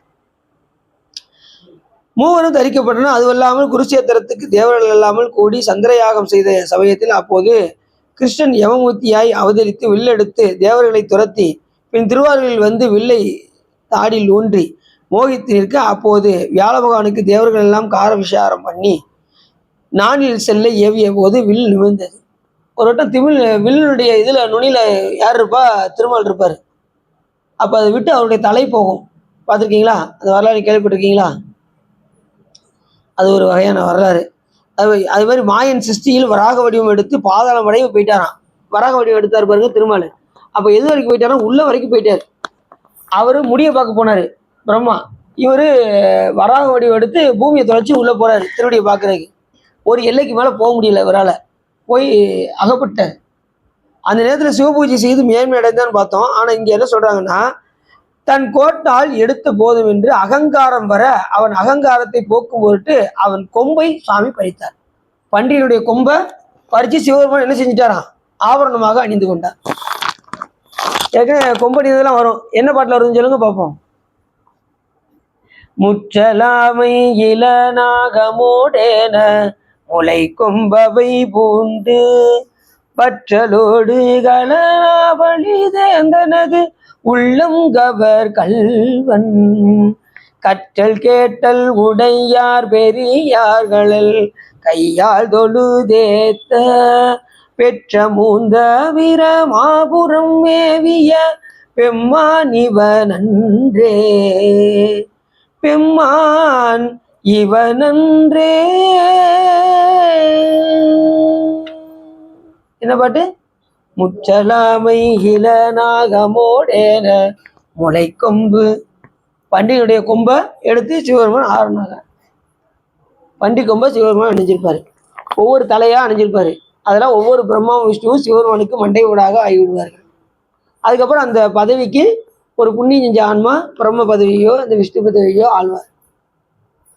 ஈறு இணை இல்லாதவன் ஈசன் ஒருவனே என்பதை மட்டும் நாம் மறந்துடணும். சிவன் ஒருத்தர் தான் ஈறு இணை இல்லாதவர். யாரையும் ஒப்பிட்டு அவரை சொல்ல முடியாது. அவர் ஒப்பிட்டு ஒரு ஆளை சொல்லணும்னா யாரை சொல்லலாம்? சிவபெருமானை ஒப்பிட்டு சொல்லலாம். அப்படின்னா அவருடைய அடியார்களை மட்டுமே சொல்ல வேண்டும். பெருமையால் தம்மை ஒப்பார், பெண்ணலால் எம்மை பெற்றார். பெருமையால் தம்மை ஒப்பக்கூடிய ஒரே ஆள் யாருன்னா சிவபெருமானுக்கு ஒப்பிட்டு சொல்வது அவருடைய அடியார்களை மட்டுமே. சரி, சிவபெருமானை இகழ்ந்த குற்றத்தால் தக்கனும் வீரபத்திரர் கையால் தலை அறுப்பு உண்டான். தலையை அறுத்தாரா சாமி தச்சன்? எதனால? சிவபெருமானை வெறுத்து செஞ்சதுனால. அதனால சிவபெருமானை ஒருத்தி எந்த காரியத்தை செஞ்சாலும் முடிவு துன்பம் என்பதை மறந்துடக்கூடாது. அப்படி தச்சனுடைய வேள்வியில எல்லா தேவர்களும் போய் கலந்துக்கிட்டதுனால சூரபத்மன்ட்ட 108 யுகங்களாக கஷ்டப்பட்டாங்க. சிவபெருமானை ஒருத்து போய் அவன் செஞ்ச யாகத்துல போய் கலந்துக்கிட்ட காரணத்தினால. எத்தனை யுகம்? 108 யுகம். இப்ப இது என்ன யுகம் ஓடிக்கிட்டு இருக்கு? கலியுகம். இது என்ன யுகம்? கலியுகம். இது இந்த கிருதாயுகம், திரேதாயுகம், துவாபர யுகம், கலியுகம், இந்த 4 யுகம் மட்டும் கிடையாது. இது மறுபடியும் வரும், மறுபடியும் ரிவர்ஸ் ஆகும். இப்ப இந்த கலியுகம் முடிஞ்சிச்சுன்னு வச்சுக்கோங்களேன், மறுபடியும் கிருதாயுகத்துக்கு போயிடும். அப்புறம் திரேதாயுகம், அப்புறம் துவாபர யுகம், அப்புறம் கலியுகம். இப்படி இல்லாத யுகங்கள் தோண்டிக்கிட்டே தான் இருக்கும். இப்ப நம்ம தான் ஏதோ கலியுகத்தை அனுப்பிச்சுக்கிட்டு இருக்கோம்னு நினைக்காங்க. இதுக்கு முன்னாடிலாம் கலியுகம் வந்திருக்கு. எத்தனையோ காலங்கள், எத்தனை யுகம் சொல்ல முடியாது. அப்ப சூரபத்மன் இருக்கும்போது ஒரு 108 யுகம் பார்த்துக்கோங்க. அவன் எத்தனை கலியுகத்தை பார்த்துருப்பாரு, எத்தனை திரேதா யுகத்தை பார்த்துருப்பாரு, எத்தனை துவாபர யுகத்தை பார்த்துருப்பாருன்னு யோசிச்சு பார்த்துக்கோங்க. இந்த 4 யுகம் மறுபடியும் வந்துகிட்டே தான் இருக்கும். கலியுகம் ஆரம்பிச்சிருச்சு, எல்லாம் அநியாயம் அக்கிரமம்லாம் ஆரம்பிச்சிருச்சு நம்ம இப்போ சொல்லிக்கிட்டு இருக்கோம். அது ஏற்கனவே நடந்துக்கிட்டு தான் இருக்கு. ஏற்கனவே கலியுகம்லாம் முடிஞ்சு மறுபடியும் கிருதாயுகம் முடிஞ்சு ஒவ்வொரு நிலையாக ஆகிட்டே தான் இருக்கு. கிருதாயுகத்தில் என்ன செஞ்சாங்க? யாகம் செய்து மோட்சம் அடைந்தார்கள். திரேதா யுகத்துல யாகம் செய்து மோட்சம் அடைந்தார்கள். துவாபர யுகத்துல தானம் செய்து மோட்சம் அடைந்தார்கள். இந்த கலியுகத்துல பக்தி செலுத்தினால் மட்டுமே முக்தி. சிவபெருமான் அடையிறதுக்கு எளிய வழி என்னது? பக்தி. பக்திமையால் பணிந்தடியேன் தன்னை பன்னால் பாமாலை வாட பயில்வித்தானை எத்தேவும் ஏற்றும் இறைவன் தன்னை என் உள்ளத்தில் ஊறும் அத்தேனை அமுதத்தை ஆவின்பாலை அன்னிக்கும் தீங்கரும்பை அரணை ஆதி புத்தேலை புள்ளிருக்கு வேலூரானை போற்றாதே ஆற்றனால் போக்கினேனே அப்படிங்கிறாரு அப்பர் சாமி. நல்ல பாட்டு. பக்திமையால் பணிந்தடியேன் தன்னை பன்னால் பாமாலை பாட பயில்வித்தார். ஒவ்வொரு நாளும் சாமிக்கு முன்னாடி என்ன செஞ்சிடணும்? பாட்டு பாடிக்கிட்டே இருக்கணும். அதை திரும்ப திரும்ப நம்மளை பாடும்படி செய்கிறாராம் சிவபெருமான். அது சொல்றாரு, பக்திமையால் பணிந்தடியேன் தன்னை பன்னால் பாமாலை பாட பயில்வித்தான். பயில்வித்தான திரும்ப திரும்ப நம்மளை பாட வைப்பது. நீ ஒரு நாள் பாடிட்டு விட்டுறீங்களா? பூஜையில் மறுநாள் பாடித்தான் ஆகணும். தினசரி பாடும்படி யார் செய்கிறா? சாமி தான் செய்கிற. நீ பாடாம எந்திரிச்சு வந்துடுவீங்களா? பூஜை பண்ணுறவங்க எந்திரிக்க மாட்டாங்க. கண்டிப்பாக பாடும்படி சிவபெருமான் செஞ்சிருக்காரு. அதான் அந்த ஏமனியமே வந்துடும். தீட்சை எடுத்தாச்சுன்னா அந்த ஏமனியம் வந்துருதா? காலையில் எந்திக்கணும், பூசை பண்ணணும், திருமுறைகள் பாடணும், சாமிக்கு நைவேத்தியம் ஊட்டணும், ஒரு மணி அடித்து தீபம் காட்டணும். அப்படிங்கிற நீர்லாம் எப்போ வரும்? தீட்சை எடுத்தால் தான் வரும், இல்லைன்னா வராது. நம்ம என்ன தீட்சை எடுத்திருக்கோம்? பரவாயில்ல பண்ணுவோம், மதியம் பண்ணுவோம், என்ன சாயங்காலம் பண்ணுவோம், சாயங்காலம் விளக்கு பொருத்தி கும்பிடுவோம் என்ன அப்படின்னு அந்த அசால்ட் ஆகிடும். அதுதான் தீட்சை எடுத்துட்டு சொல்கிறது. புரியுது அவங்களுக்கு? தீட்சை எடுத்தவங்களும் பாருங்க, காலையில் கிளீனாக 16 இடங்களில் திருநீர் பூசி அப்படி வெளியில் வருவாங்க. சிவமே வந்த மாதிரி இருக்கும். அவங்க வந்து சிவன் தான். யார் விபூதி 14 திருநீர் பூசிக்காங்க சிவமா பார்க்கணும். எவரேனும் விளையாடத்திட்ட திருநீரும் சாதனமும் கண்டால் உள்கி ஒராதே அவரவரை கண்டபோதே உகந்தடிமை திறம் நினைந்து இவர் தேவர் அவர் தேவர் என்று 2 ஆட்டாது ஈசன் திறமே பேணி அவங்கள நீங்க சிவமாகவே பாவிக்க வேண்டும். அதே மாதிரி பார்த்தீங்கன்னா தாரகாசுரன் பத்ரகாளியால் அதுக்கப்புறம் அந்த சிவபெருமான் வந்து குற்றத்தால் தக்கனுடைய வேள்வியில வீரபத்திரர் போய் அவர் தலையை அறுத்தாரு. தலையை எடுத்து சாமி என்ன பண்ணாரு? அவருக்கு மிகைத்தலை கொடுத்தாரு. ஆட்டுத்தலையை பொருத்தினார். எந்த உயிரையும் தண்டிக்க வேண்டும் என்பது இறைவனுடைய நோக்கம் கிடையாது. அவர்களை திருத்த வேண்டும் என்பதே இறைவனுடைய நோக்கம். அதனால அவனுக்கு இயல்பான உள்ள தலையை எடுத்துட்டு அவனை ஆட்டுத்தலையை பொருத்தினார் சிவபெருமான். தக்கனையும் எச்சனையும் தலையெடுத்து தேவர்கணம் தொக்கன வந்த அவதம்மை தொலைத்ததுதான் என்னேடி. தச்சன்னா இவரு, எச்சன்னா யாரு? தச்சன்னா இவரு யாரோடப்பா? தாட்சாயனுடைய அப்பா. எச்சன் யாரு? ஆனா மாணிக்கவாசகர் சொல்றாரு, எச்சன் சொல்றாரு. தச்சனையும் எச்சனையும் தலை அறுத்து தேவர்கணம் தொக்கன வந்த அவர்தம்மை தொலைத்ததுதான் என்ன. அந்த வேள்விக்குள்ள அந்த பொருளை வாங்குவார் பார்த்தீங்களா, அவர் பேர் எச்சன் பேரு. யாகத்துக்குள்ள இருந்து நீங்க கொடுக்குற பொருள்லாம் அவர் தான் வாங்கி சாமிகிட்ட கொண்டு போய் கொடுப்பாரு. அவர் சிவருமான வெறுத்து போய் அங்க போய் அந்த யாகத்துல போய் உட்காந்துருந்தாரா, அவருக்கு ஒரு தலை.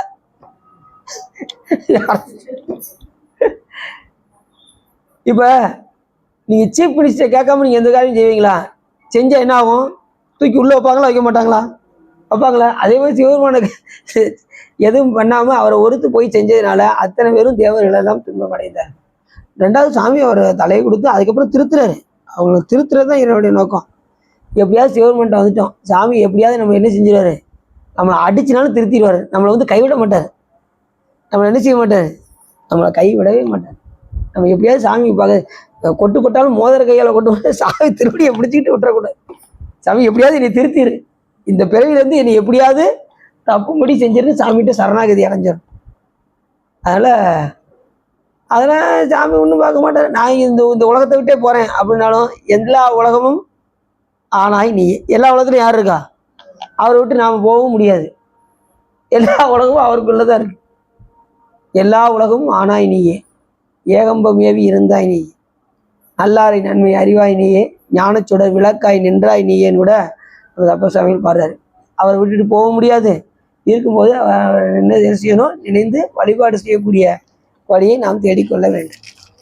நம்மளை சாமி விட்டுறதும் இல்லை. அவரை வழிபாடு செஞ்சால் நம்ம எப்படியாவது திருத்தி நம்மளை மேன்மையடைய செய்கின்றார். புரிஞ்சுச்சா?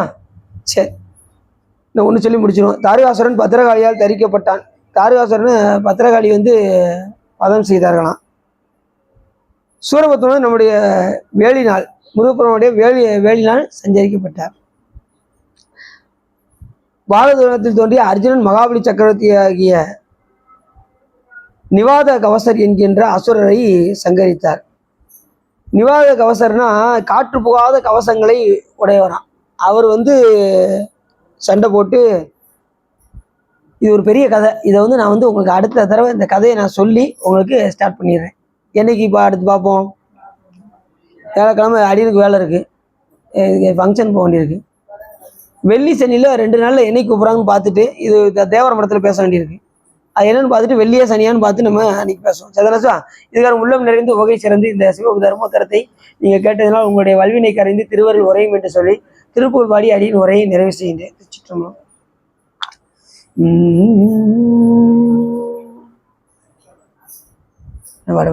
சிவநாமனம் குளிர உபதேச மந்திரவிரு செவி மீதிலும் பகதை ஒரு நாதா சிவகாம சுந்தரிதன் வர பாலகந்த இனசெயலே விரும்பி உள்ளம் நினையாமல் அவமாய கொண்டுலகில் விருதா அலைந்துழலும் அடியேனை அஞ்சல் என வரவேனும் அறிவாகமும் பெருகையிடரானதும் தொலைய அருள் ஞான இன்பமது புரிவாயே நவநீதமும் திருடி உரலோடே ஒன்று வரி ரகுராமர் சிந்தை மகிழ் வருகோனே நவலோகமும் கைதொழும் நிஜ தேவளம் கிருத நலமான விஞ்சை கதிர் விலை கோவே தேவயானை அங்குரமின் மனவாள சம்பிரமுரு திரள் வீரமிஞ்சி கதிர் வடிவேலா திரு ஆவினன் குடியில் வருவேல் சவுந்தரிக ஜெகமேவ கண்ட விரல் பெருமானே